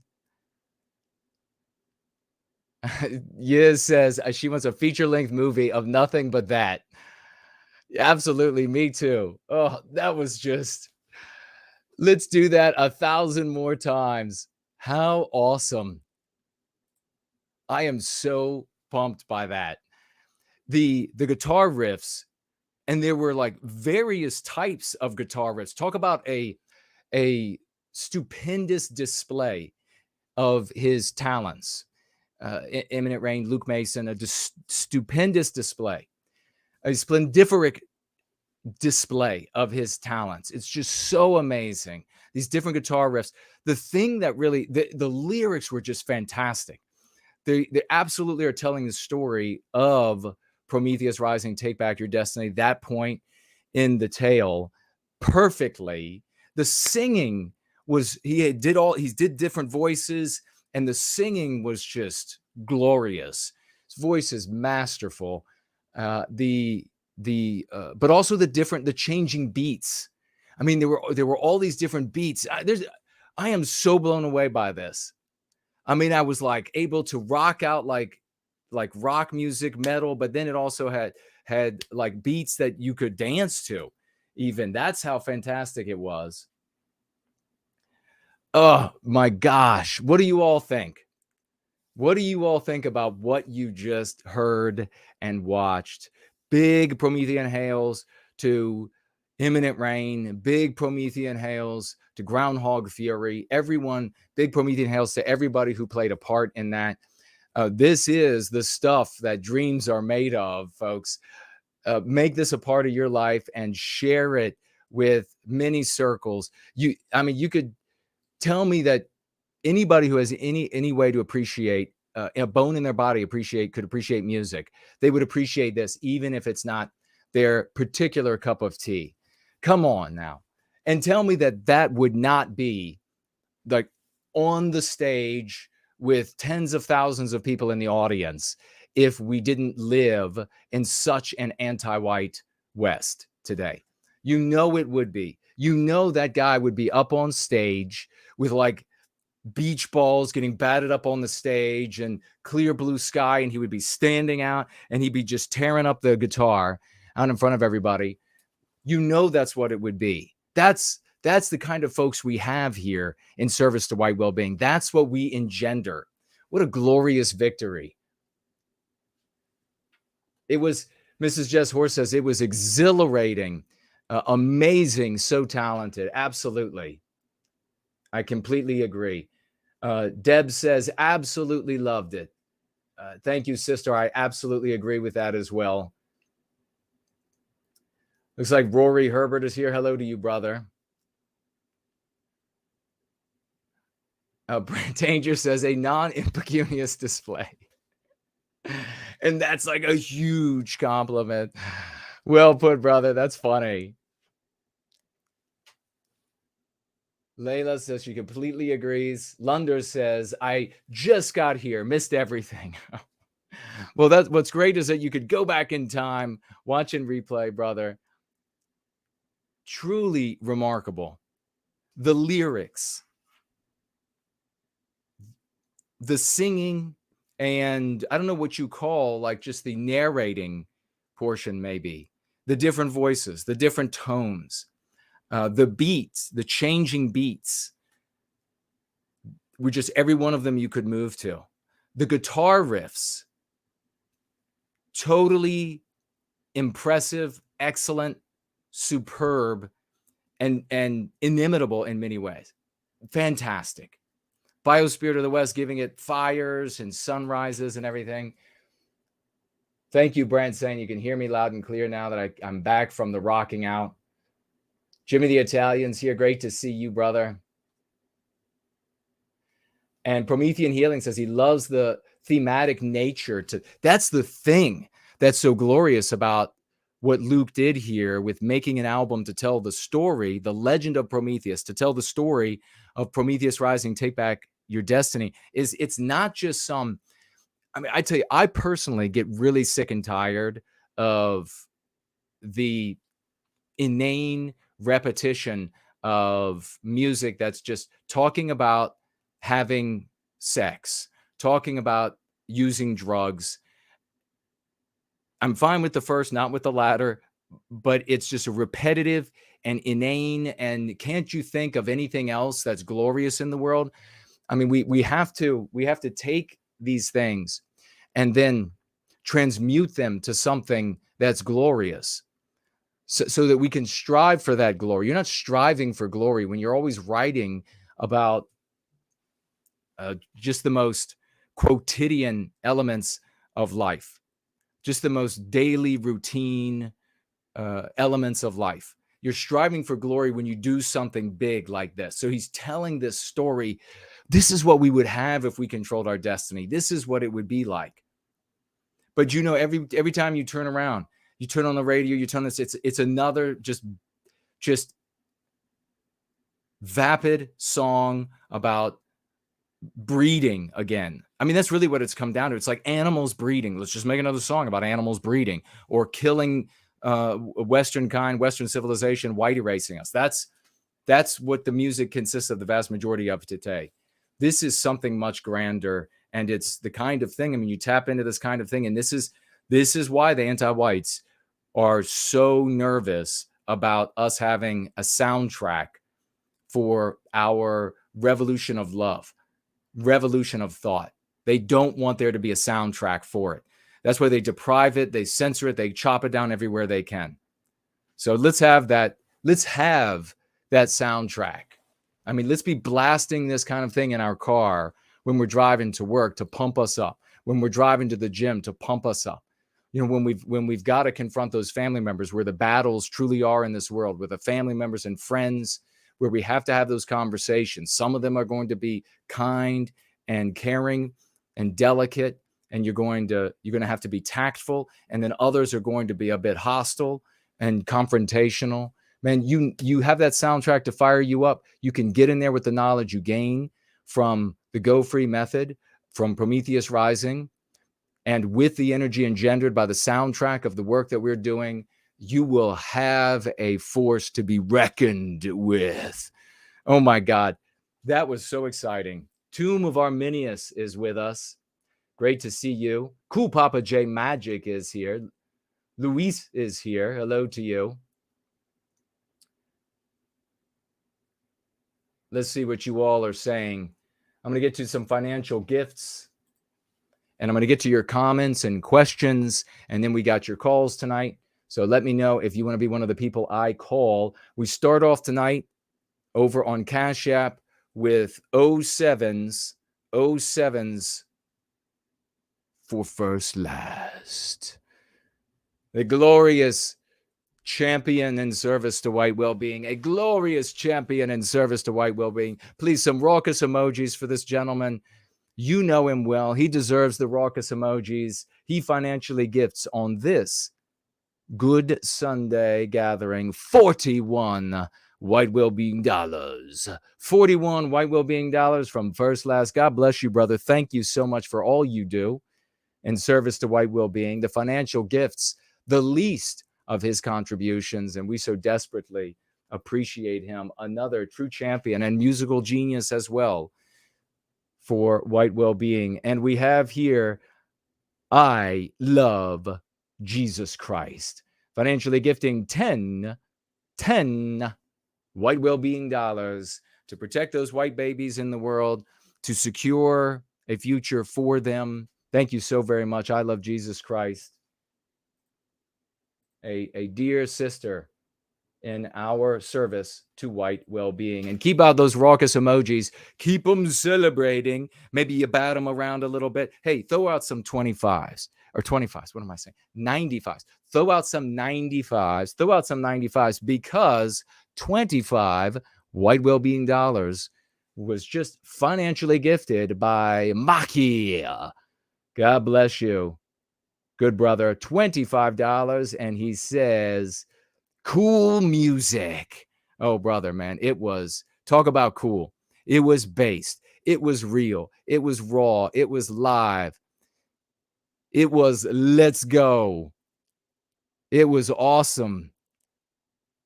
It was Prometheanly epic. It was Promethean rock. It was pristine. Kip, baby. That's he was just kipping through the whole damn song. Kipping through the whole song. What a glorious way. I can't wait till I have my album. I might get out in front of the White House with it and get some photos or something. How truly glorious. Linda is here. Hello, sister. Great to see you.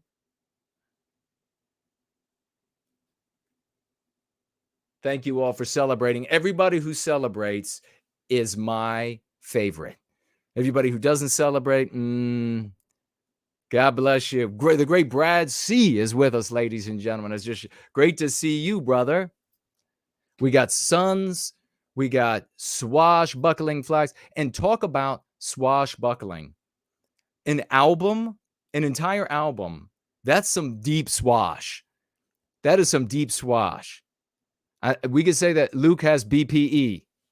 That's some BPE if I ever saw it. Some deep swash going on. You know when you're blasting this and your friends are like, whoa, what's that?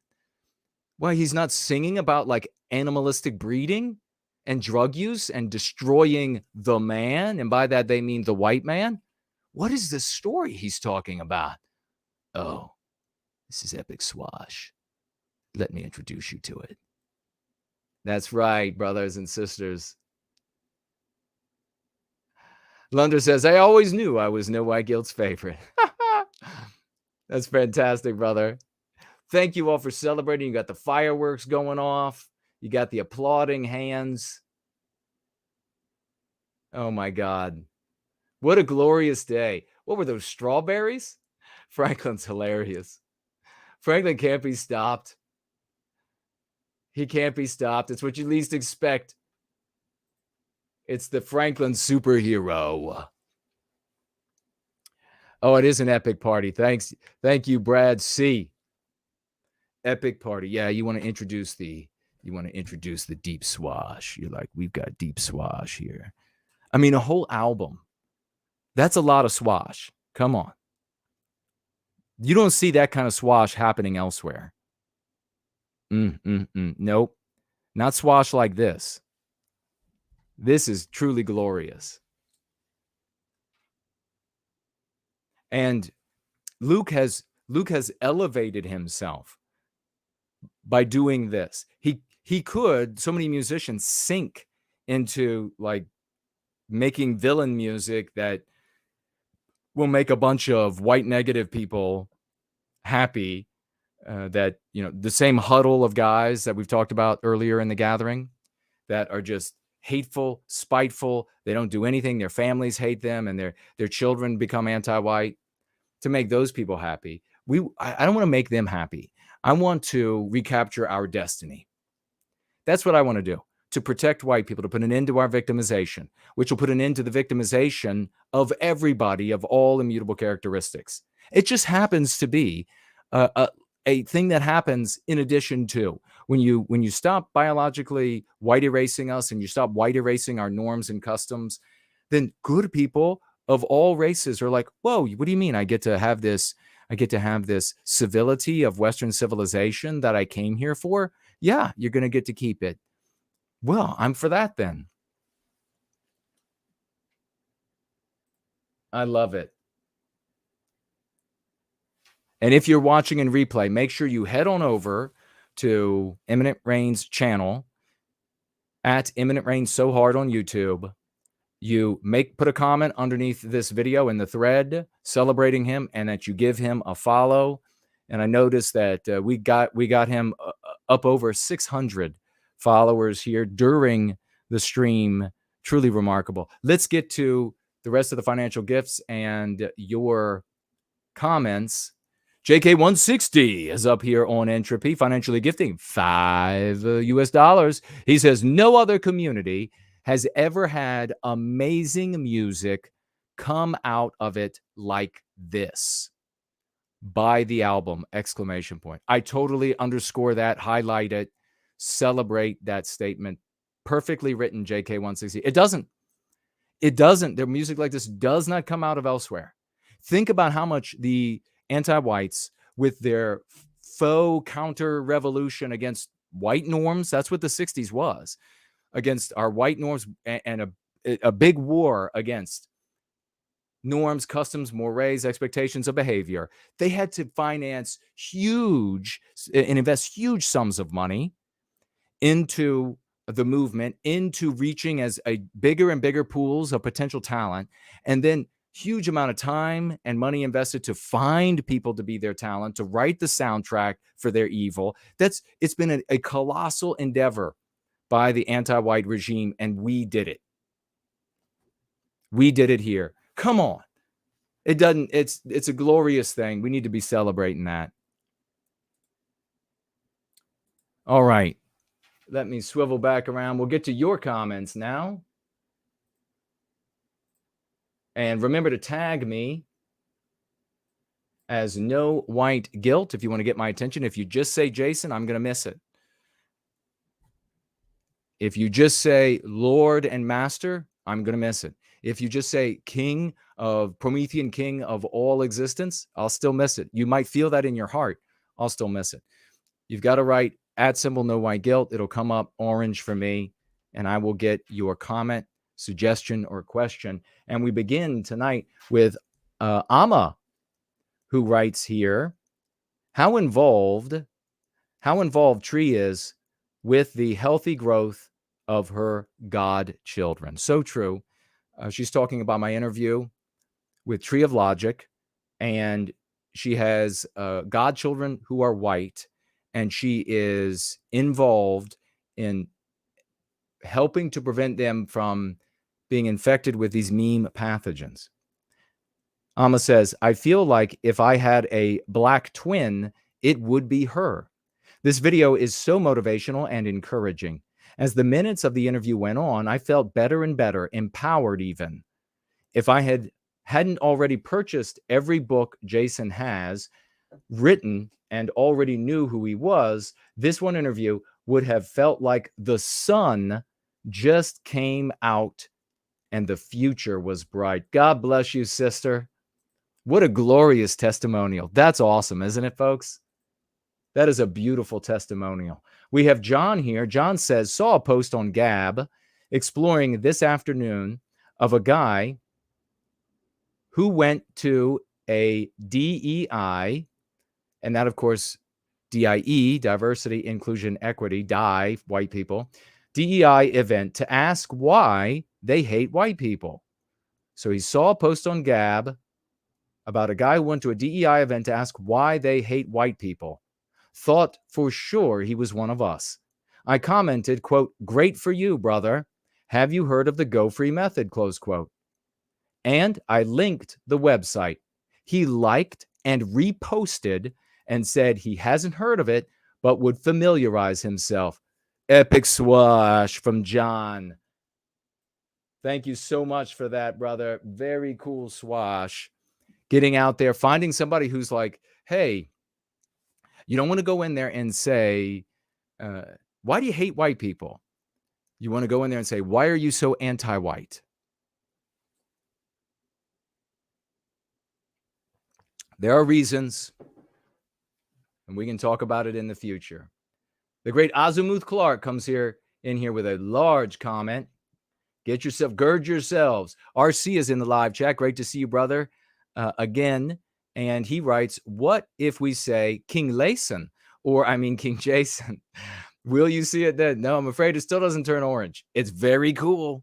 It's very based, but it doesn't turn orange for me. Thank you, brother. All right. We have Azimuth Clark writes, at an AA meeting, I was talking to a group of 4 women about hiring practices. This same topic has been brought up before. They were saying how they and other women have been fired and how companies are only hiring non-white people. My ears went right up. I told them it's because of anti-whiteism. Oh, God, he's awesome. Isn't that awesome? Quote, for every diversity hire, there's a diversity fire, close quote. That's one of our meme curatives. Beautifully done, brother. All 4 agreed. I made it an important point to call what they are experiencing anti-whiteism. He gets it. He gets it. They again agreed. Of course, I had to mention our community. I let them know this community is filled with lovely women who are good moral people, that we are united in service to white well-being. Service and unity are 2 terms in Alcoholics Anonymous motto. Step 12 of Alcoholics Anonymous states, after having a spiritual awakening as a result of these steps, we try to carry this message to alcoholics and practice these principles in all our affairs. I believe the same for Go Free. I need to carry the message of Go Free to our people and practice these principles in all of my affairs. Truly glorious. We have more from Azimuth Clark here, though, but we're going to keep celebrating him. He says, I watch a Black content maker. He knows nothing about us. He makes videos about Black on white violence, amongst other things. I've been using the lexicon during his live stream and in his comments section. He is Black and agrees that not all Black people are bad. So I left a comment telling him to call the bad Black people anti-whites and not Black. It's not their being Black that makes them criminal, but it's their anti-whiteism. In cases of Black on Black violence, I said this is also because of anti-whiteism. When white laws and norms are erased, we are left with chaos, and this harms good Black people.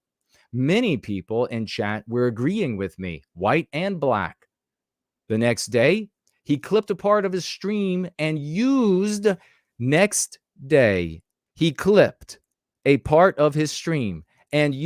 anti-white in the title. Folks, give it up for Azimuth Clark. It's deep here. The swash is deep. Drop some crowns on Azimuth Clark. I'm not taking credit, he says. He could have gotten our humble too. I'm not taking credit. He could have gotten our lexicon elsewhere. I am taking credit for spreading Go Free. We are changing the world. Spread the lexicon. It's making a difference. Namers and LARPers show up and try to blame jaywalkers and fall all over themselves. Good moral people are not going to condemn a whole race of people. So bloody true. We've been watching this for too long. These crutchers, the crutch cult shows up. They show up to Hispanic people that are content creators, Black people who are content creators. Doesn't matter. They'll show up and say, oh, let's all to get together and hate the jaywalkers. And it does nothing but harm. It is totally immoral. Ye's law over and over again. Instead, the great Azimuth Clark is showing the way with humility. He finishes up with this. I'm here to say Jason was right again. Radical individualism will be our downfall. My comment is on this next Netflix Cleopatra show, where everyone is calling her Greek or Macedonian rather than white.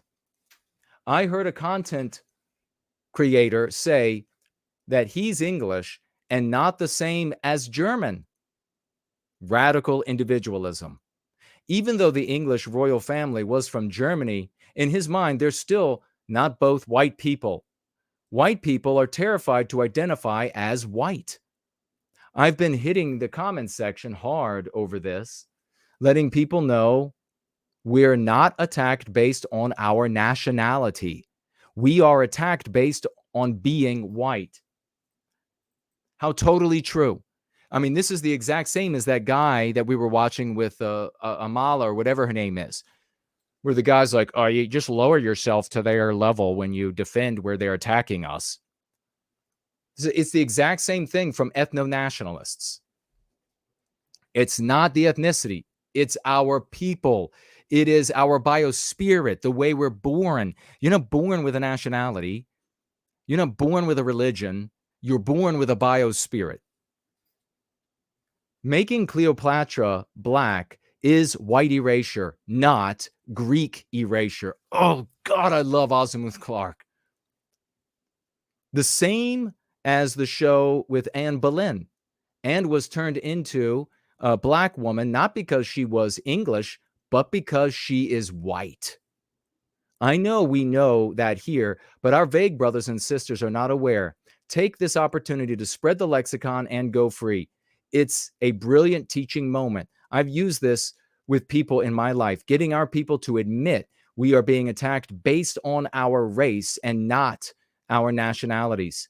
When the anti-white attacks the elderly or a child, it's not because of their nationality. It's because of our race. This individualism needs to stop. Big, absolutely big 07 for the glorious Azimuth Clarke. Thank you so much, brother. Johnny Johnson writes here, just subscribe to Tree of Logic. And the recent interview y'all had was absolutely fantastic and high energy. He writes, when all races and all walks of life enthusiastically join forces to fight anti-whiteism, it will be game over for these anti-white scum. One day they will all be exposed and run off their anti-white stages with their pants off and be embarrassed to be seen ever again. Like roaches, they will make a hissing sound before they run for the woods. When all over the globe, the world anti-white spell has been revealed to the masses for every ordinary Joe to point out. And the beauty of that, Johnny Johnson, is that every ordinary Joe can understand anti-white and anti-whiteism. God bless you, champ. Cool Papa J Magic, who's here with us tonight, says, I seriously wish we could get the segment about the importance of correct pattern recognition to every single white sympathetic in the West. This episode is pure gold, and it's so hard to get through to people on this subject. Thanks, Jason. We're talking about, Cool Papa J Magic is talking about the patterns we notice and act on in society. This is the great error that the crutch cult beats you over the head with. They're like, if they can find somebody who's Jewish in something anti-white, or a lot of people who are Jewish in something that is anti-white, or 5 people that are Jewish and anti-white, they then say, look at the pattern. You've got to acknowledge the pattern. You've got to acknowledge the pattern that can work for you for your objective of white well-being. That's the pattern you need to know.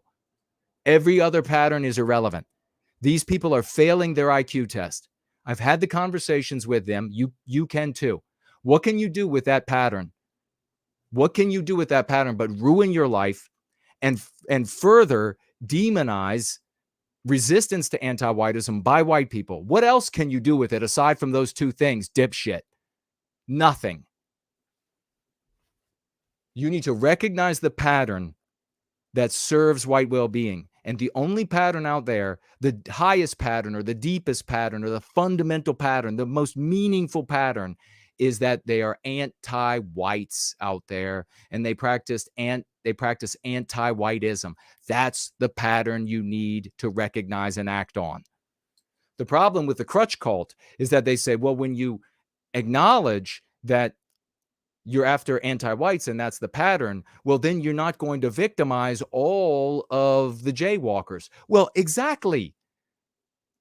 We don't want to do that. You want to do that, and you want to use the excuse that you're doing it for white people, but you're not. That's why you hate me so much. That's why you hate Team White Wellbeing so much, because we have taken your excuse away from you.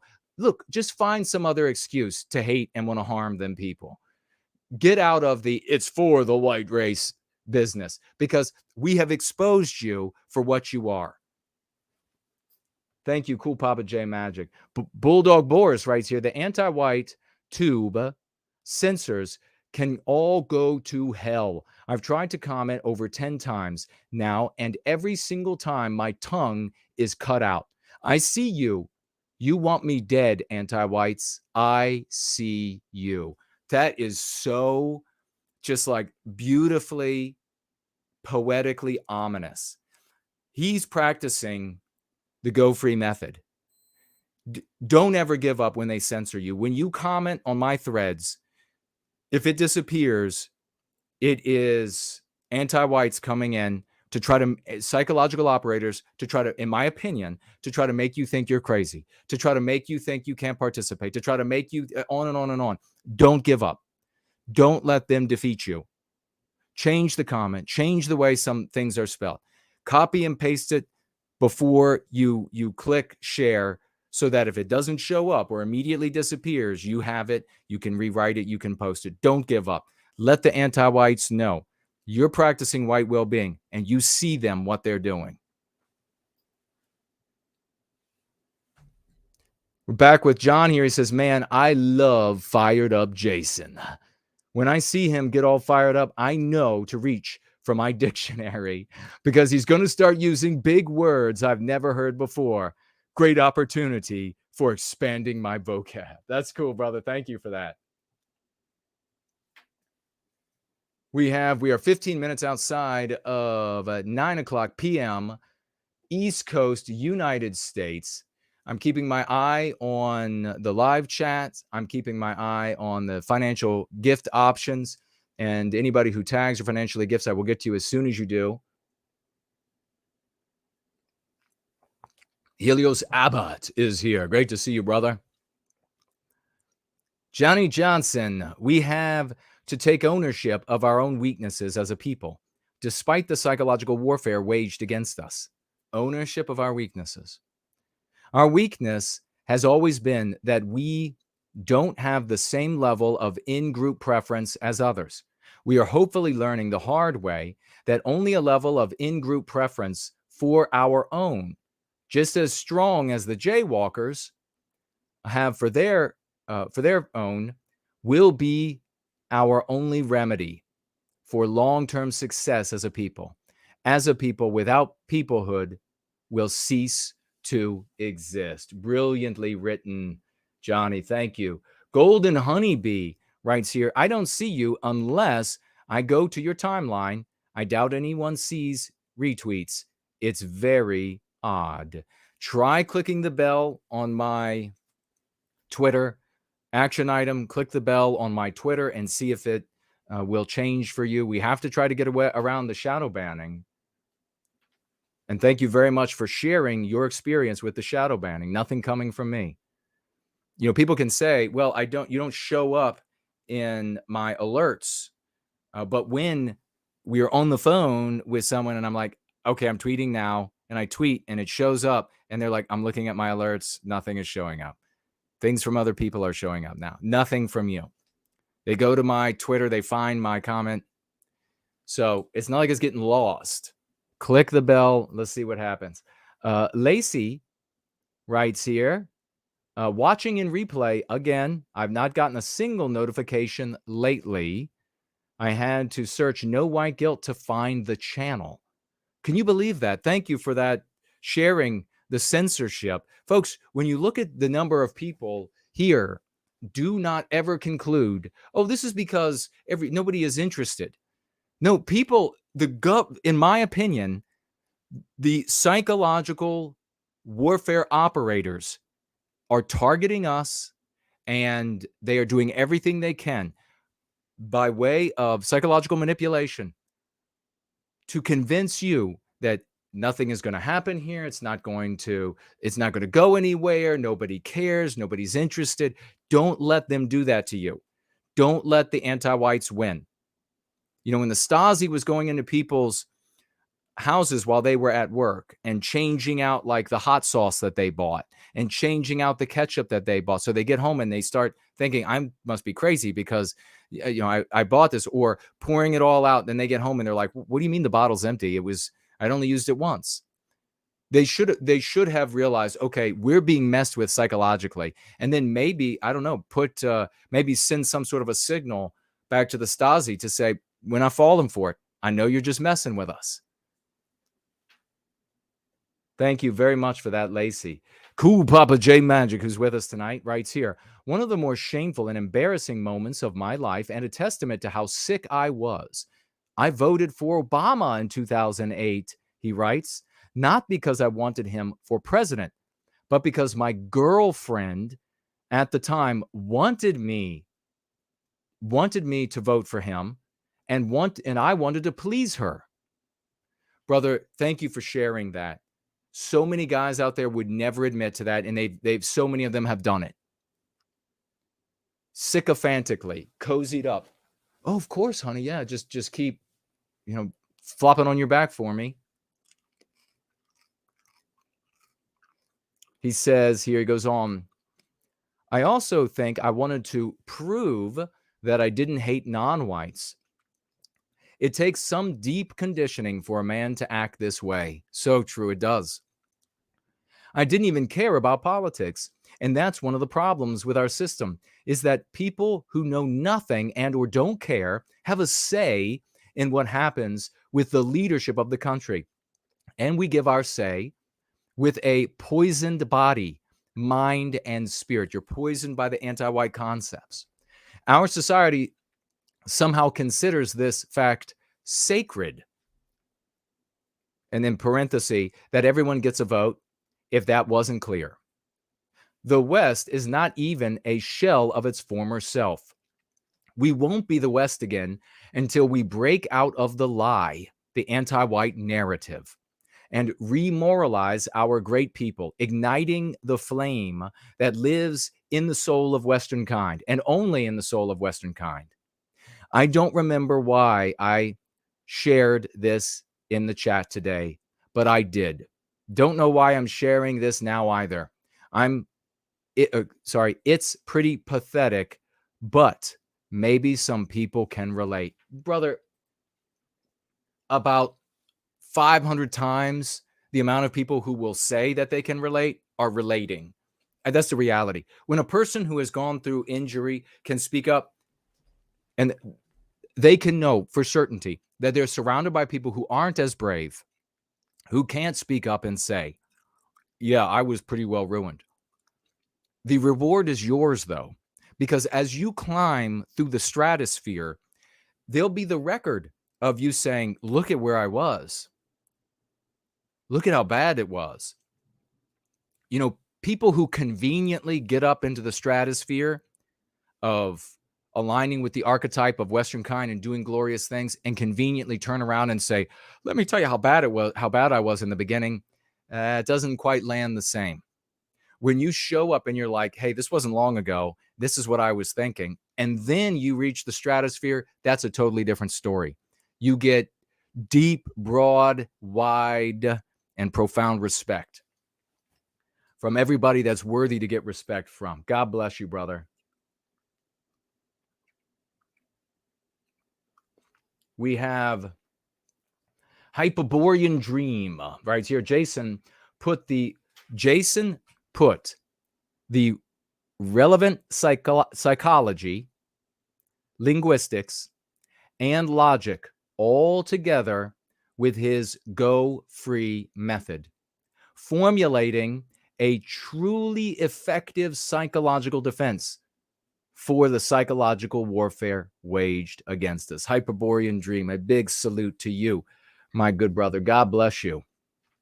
Thank you for sharing that testimonial for white well-being. What do we have here? I see some tags. Sam said, yours is the best show going across Western civilization, hands down. Thank you for saying that. I deeply appreciate that. Thank you very much. The real Vincent says, why you not on Rumble? I should be. Is it not showing up? There should be a live stream right now on Rumble. That we should be there right this very moment. Let me know if I'm not. Tag me again.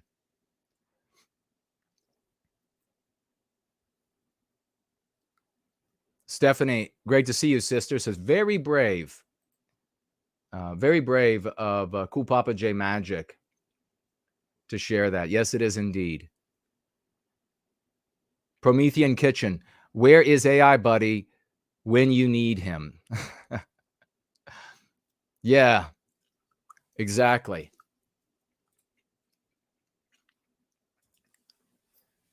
James writes here, Jason, my friend, good news. I had moderate success introducing the lexicon to my sister. Could not get her to agree with the existence of biospirit, but she understood the concept and agreed that there is, in fact, anti-whiteism, even if she vastly underestimates the prevalence or prominence of it. Slow and steady. I was able to use the term hush crime with her as well. Are you seeing the blows of love that are just coming out of James, his sister? What would his sister not have listened to? You know what she would have not had heeded. And what she's learning from James, she'll be able to share with others. I was able to use the term hush crime with her as well and introduce the concept of white erasure and white escapism. God bless you, James. Beautiful swash, saving your sister. Does anybody remember when another epic champion? Can anybody remember who that musician who saved his sister? Our very own Richard Wagner. You remember that story? Boy, that was, and it wasn't the only one like that, where you had a sister who was saying that she was going to go out and date and marry non-whites because of how much she hated our people, and then get turned around by a brother or a friend using the Go Free method. The great Lovely Porridge writes here, you know him well, one of our true geniuses, writes here, as we are 4.5 minutes outside of the top of the hour, boomers aren't the worst generation, but they are often the most infuriating because of their smug apathy. They watch everything they grew up with being erased and respond with dismissive cliches. Quote, oh, well, we were quite the rebels, too, in the 60s, close quote. Quote, us whiteys had a good run. We should let someone else have a turn. Who knows? They might do it better, close quote. Quote, you millennials are going a little too far. But when you're ready to be an adult, come talk to us. Believe it or not, us boomers have some good advice, close quote. Quote, we just have to start saying no to the woke mob when we've just pampered them too much. Close quote. It's an extremely rare thing to find a boomer who will admit their generation was brainwashed or that their ideology has led to devastating consequences. I think they're in a state of willful denial. They absolutely are. Many of them, not the ones in this community, are epically glorious, but many of them are in a state of denial. And they just use the money to keep moving away that they've built or accrued, to keep getting further away, to keep going on vacation so they don't have to deal with how bad things are and the kind of world they're leaving behind. Lovely Porridge, the great champion, ends with this. Tucker Carlson comes running up to you out of breath. Quote, your son is being stomped unconscious by a woke mob near the bus stop. They're saying they hate white people and this is revenge for slavery. Isn't that crazy? Ah! Imagine what the loony left would say if the roles were reversed. I'm not defending him, but I'm secretly your guy, though I just can't say anything or I'll get in trouble. But here's a deep thought. The true white privilege is that he is seen as an individual and not by his skin color.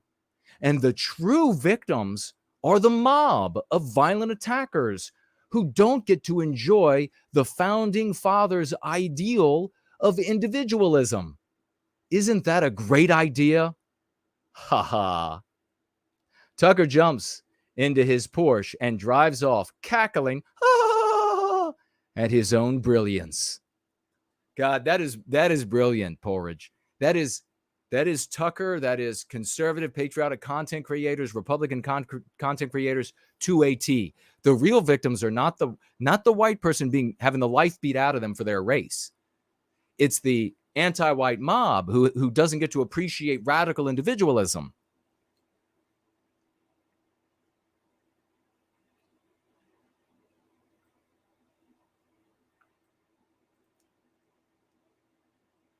We'll get back to these comments. Maybe we'll do first last as a comment here. He says, fantastic video, Jason. Always, you are not just at the top of the class, but set the standard of your own class of brilliance and morality with class. That's a good thing to say, brother. I take that to heart. Thank you for that. Very kind of the great first last. Thank you, brother. We have Des here, writes, great stream, Jason. I'm constantly amazed at how intelligent people are I'm constantly amazed at how intelligent people are in the Going Free community. Very well said. Yeah, this is the best, without question. All right, let me check out Cash App as we have just passed into the beginning seconds of the 9 o'clock hour. I will check Entropy and I will look elsewhere to see if we have any financial gifts to read and to look for your comments as well. And I will pull up Skype so we can get ready for calls. And Rory is number one. Rory, you are number one on the call list tonight. Right now, we have the great Mr. V, who is a professional wrestler in Mexico, apparently. He is up number two tonight. And we will see. Get it up, folks. Get them out. Get out the crowns. Drop some crowns. 07s for a champ who financially gifts every month without even thinking about it. And he's financially gifting again right now because he is one of our gloriously best, the great Brad C. Raucous emojis, 95s, 9 words, 5 key concepts for the great Brad C. He writes with those $20 for Western kind with a white heart emoji and a crown. Brother, that's truly fantastic. The age of our kingdom and empire is only just beginning. And that's why we have just the very best here right now. It's just beginning. This is the seed from which the kingdom grows. God bless you. This is the seed from which that white sorcery, that white magic goes out into the world. God bless you, good brother. Thank you so very much for that. All right. A luchador. Or is it Lucador? I don't know. But before we make the first call, we are going to the mailbag. Let us get to the mailbag, ladies and gentlemen. Can you hear that? Something was in the mailbag. Let's keep this down here, and we'll keep that over there.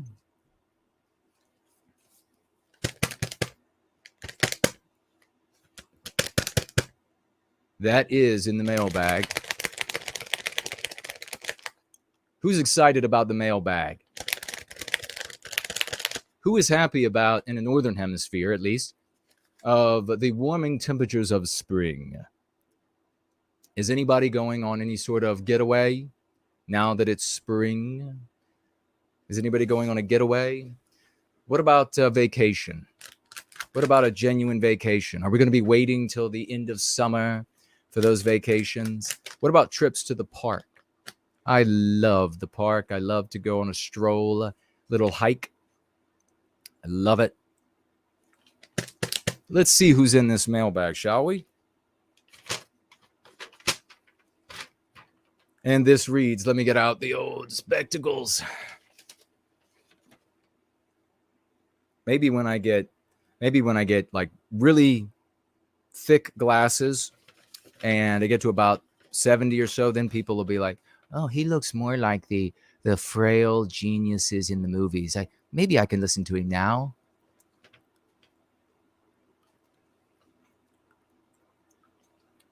We will call this gentleman Wes. We have a letter here from Wes. When Wes writes this, thank you, Jason, for recapturing our white destiny by serving white well-being. And with that pithy and heartfelt, very meaningful statement, he financially gifts 200 white well-being dollars. Wes, give it up. 007s, cast the gems at this man's feet. Throw some gems at his feet, ladies and gentlemen. Strew the gems before the hero's feet as he strides toward the portcullis of the castle of white well-being. Strew the gems, ladies. Cast the crowns down before him. Crowns down. Cast the crowns down. And 95s, raucous emojis for Wes. Thank you so much. 200 white well-being dollars. Break it out. What a true gift to the glorious endeavors of service to white well-being in a way that works, in a way that's, and we got big things are coming. Westmen are doing big things. Westmen are doing true things. That's what we are. Men and women of the West, Westmen. Our people is Western kind. And we are of the white magic, of the reclamation of our destiny with love, hope, and redemption to all. And here is a point that we need to make sure that folks get, and we're going to go to the phones right away. I'll keep my eyes open for your comments or financial gifts. Keep this in mind because this is where people confuse this and you'll be having to talk to them. When we get good people of other races to join us in white well-being, that is because we welcome everyone of good race, of good mind, and any background to join in service to white well-being to defeat anti-whiteism. Because we know that many of these people will be motivated by disgust for anti-whiteism, concern for Western kind, and many of them also, some of them maybe only, it's okay with me, if their concern is for themselves because they see that, wait, the West that they want and move to and want to be in and have served maybe in the military and other ways, so their families have contributed, that they want that to remain that way. We want those good people to come and join us in service against the great evil of this age, their demonic evil of this age,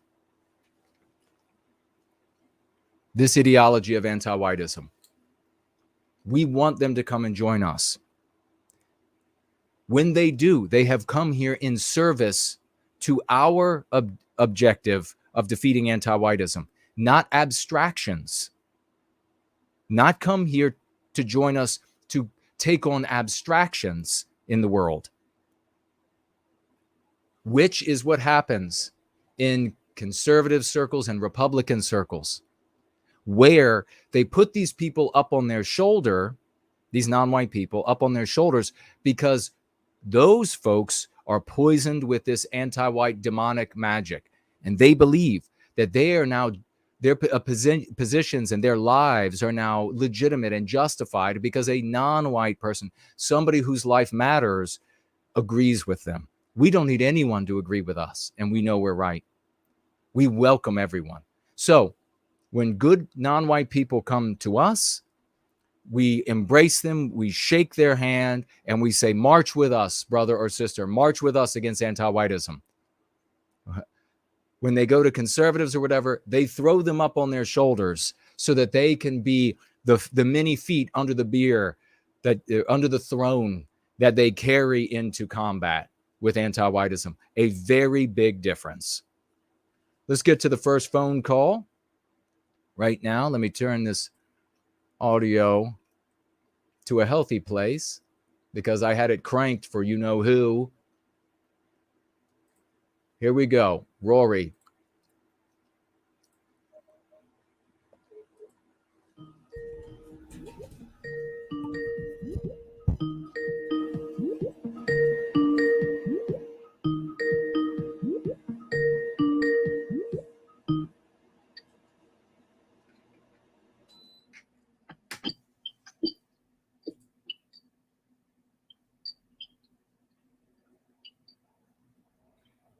We know you have answered, kind sir, but we can't hear your voice yet.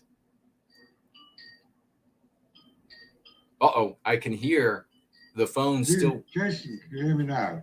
I can, brother. How are you and what's on your mind? I'm fine. Again, the damn thing is ringing again. Well, do you want to call me? Do you want to call me right back real quick? No, how's that? Do you know how to call? Is that... Oh, well, it's better. That's better. I can't hear it now, but I can't hear you now. Oh, dear. Okay, I can hear you now. Go ahead. Hold a sec. No, I can't hear it anymore. I can only hear your voice. Good.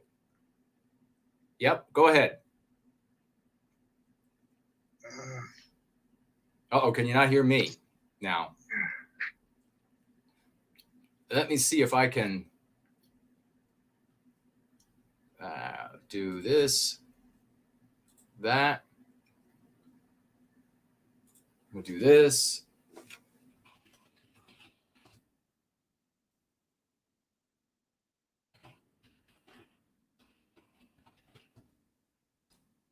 We'll see.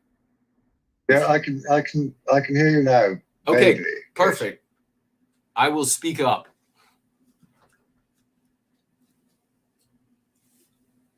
Let us know what's on your mind. Oh, dear. Okay, well, look, Jason, I'll carry on.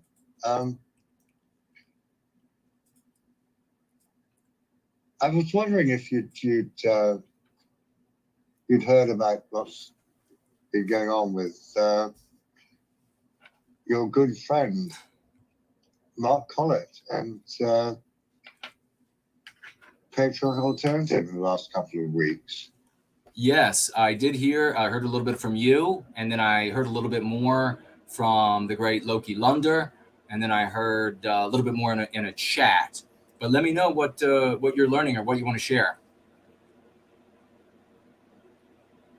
Well, obviously, there's been a bit of a split there, which, in my opinion, is a great shame, because I think we should all try and stick together as much as we can. Wouldn't you agree, Jess? Yes, I mean, this is a perennial problem of the white sympathetic sphere, especially the explicit white sympathetic sphere, is that these groups form, people get excited, regrettably. They are based on previous ideology and vehicles, and this is sort of an inevitable thing. It's sort of cyclical. There's big excitement, then their problems begin, dissension begin.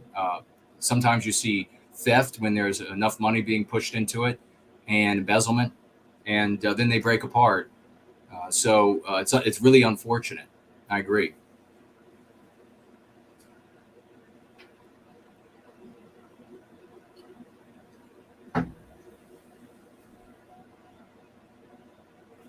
You still there, brother?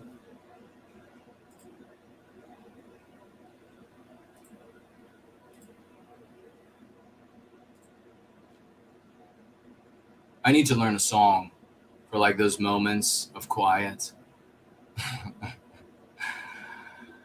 For the moments of quiet when we are When we are left by ourselves,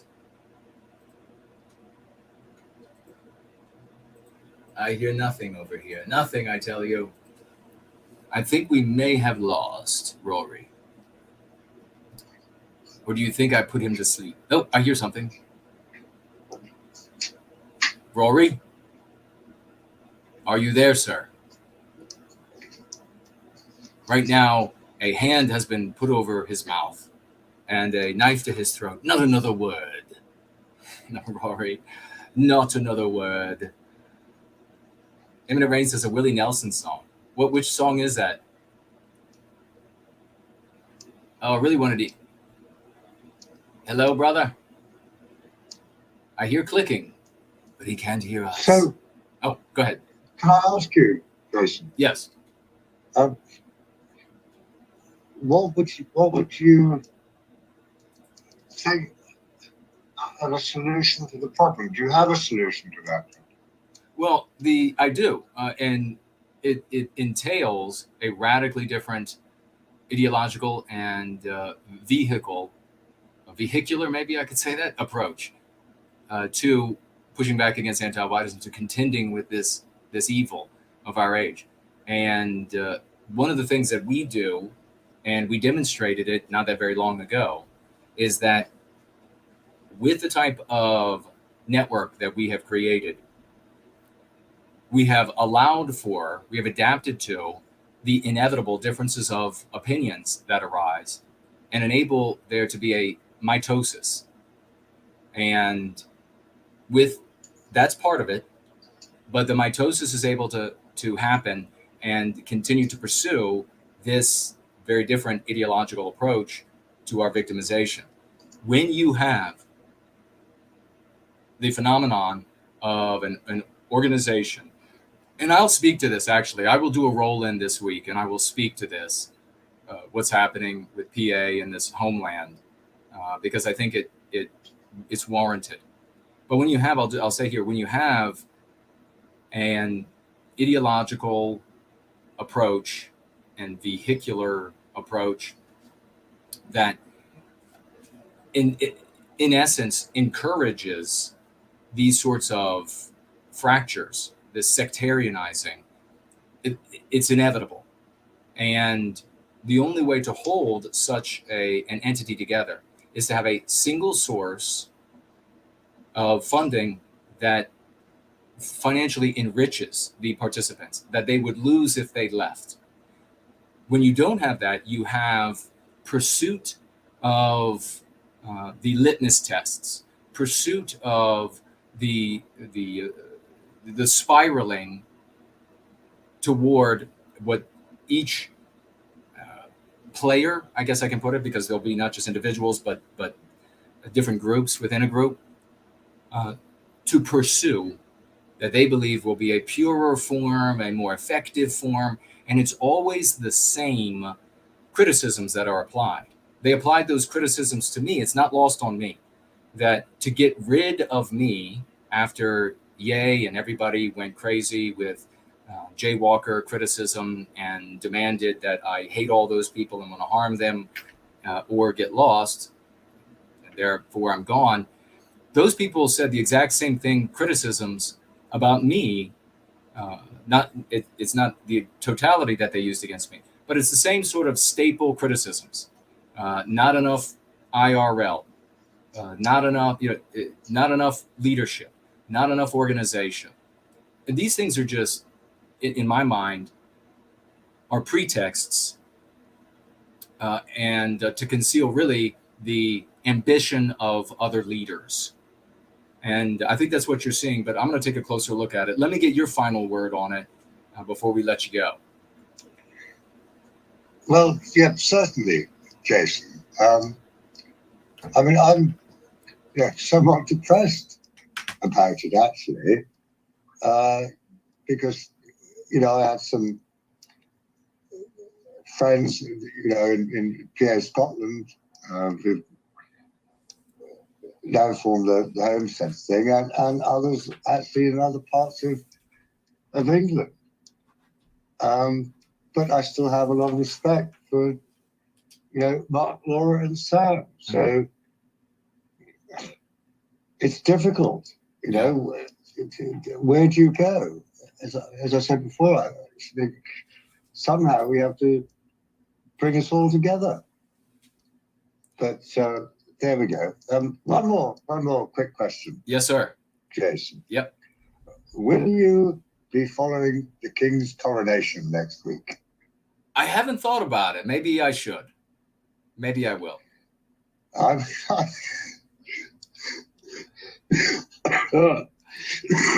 Excuse me. I'm in two minds about it. I think I probably wouldn't watch the whole thing, but I have been invited to a street party around the corner. So okay. I think I might go round to that with a bottle of, a jug of Pimm's and, a few good British flags. And, fly the flag, why not? Why not? I'm not a great fan of King Charles, I'm afraid. I met him, I think I told you this before, I met him in California shortly after the LA riots of 1992. Wow. And he was only there to find out what the city had done for the blacks who'd burned it down in the first place. But, never mind. Nothing like a good street party, don't you think, Jason? Amen to that, man. Have fun. Those customs are right from our biospirit, and it's a celebration of who and what we are. And the players, the people who are in the seats now, they're just poison that in the future we won't have to put up with anymore. We'll either change their minds to something much more positive and loving, or they will end up wanting to go away from us because they can't stand us anymore. But brother, I really thank you. Let us know when after it's all over. We'll have you back and we'll get your thoughts on it. All right. Well, it's lovely to speak to you once again, Jason. Been a while. It has been a while. But yes, absolutely. Whenever you want me back, it will be a pleasure. Thank you so much. Goodbye for now. All right. Promethean Hails. Bye-bye, brother. Promethean Hails to you. That's the great Rory joining us here tonight. We got one more call and a couple minutes. Let me quickly check. Get out the raucous emojis and 007s, ladies and gentlemen.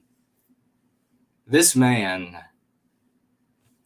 needs no intro because you can feel the decibels hitting you when he approaches. It is the one and only DB50, ladies and gentlemen. Dude bro moment in with here at the end of this glorious Sunday gathering with 50 white well-being dollars. God, we love this guy. You know what? The only time this guy won't show up is when he has finally given up the ghost. And then he'll probably be sitting somewhere back there, cheering on all the great work, helping out as a spirit the best he can. God bless you, man. 50 white well-being dollars. Big crowns dropped on this man. Give him some big crowns. A true champion in service to white well-being. What did Franklin? What did we get? What is that? A fish? Is that a shark? I don't even know what that is. Thank you all for celebrating. DB50. I got to get that video and we'll play it in an upcoming stream.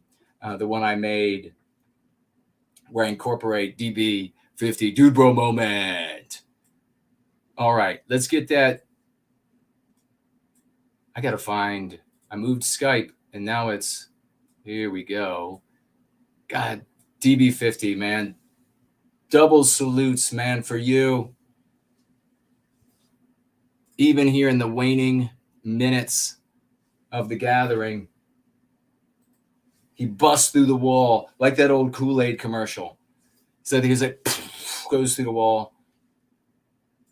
And he's like, oh, yeah. All right, Mr. V, here we call.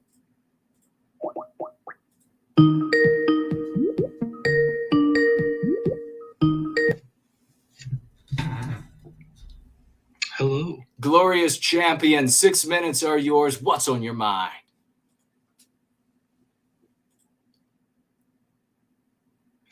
Well, what an amazing album release. What an achievement for a man to do this.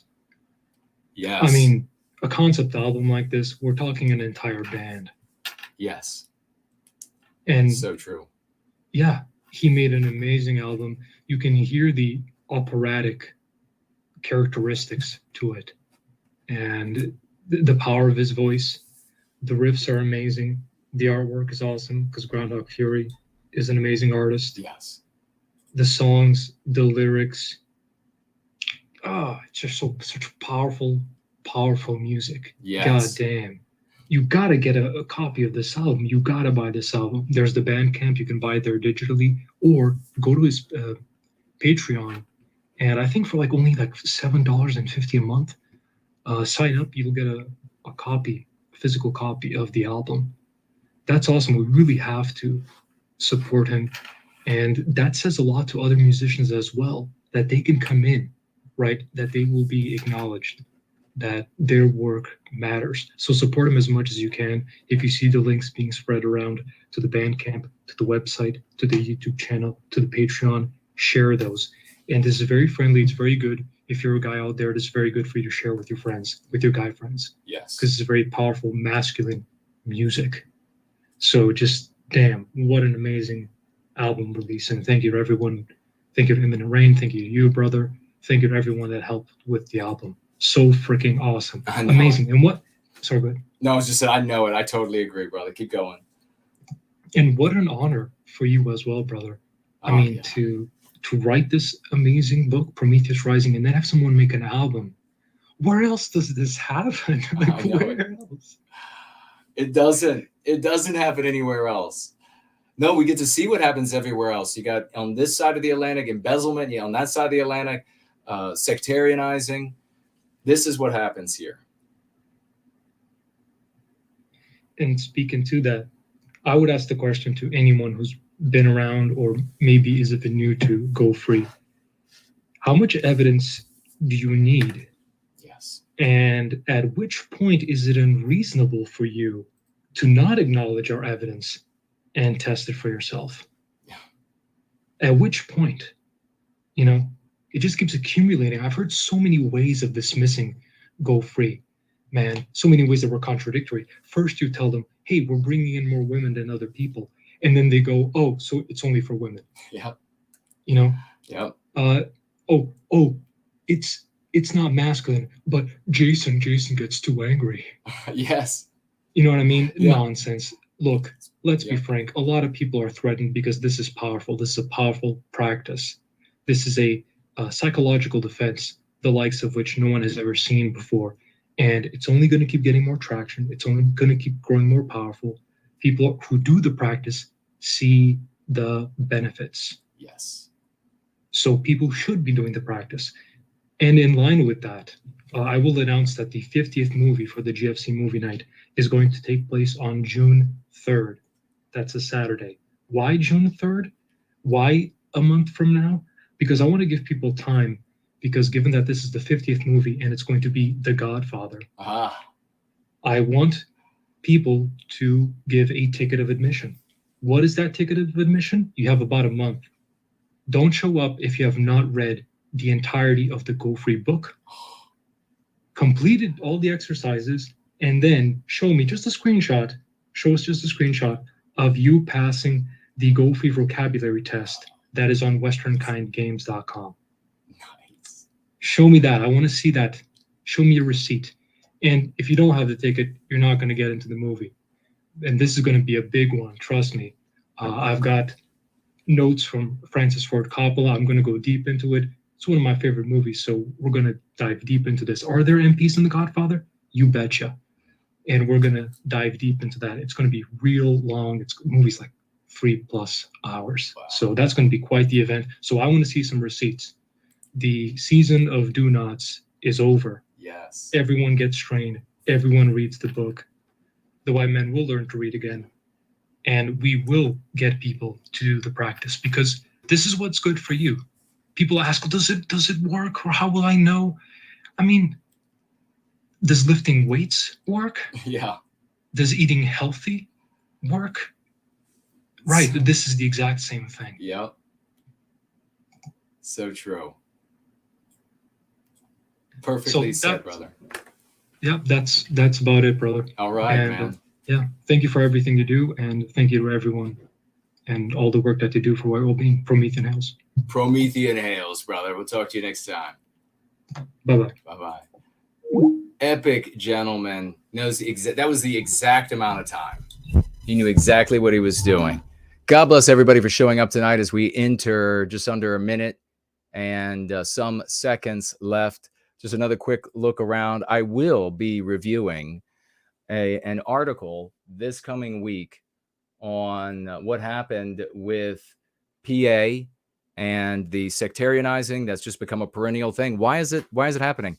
Did Jason warn you all about this? Has Jason talked about this at length before? Of course, Jason has. And I have somehow foreshadowed the theft of other organizations, monetary theft. I've somehow foreshadowed the sectarianizing. How am I able to do that?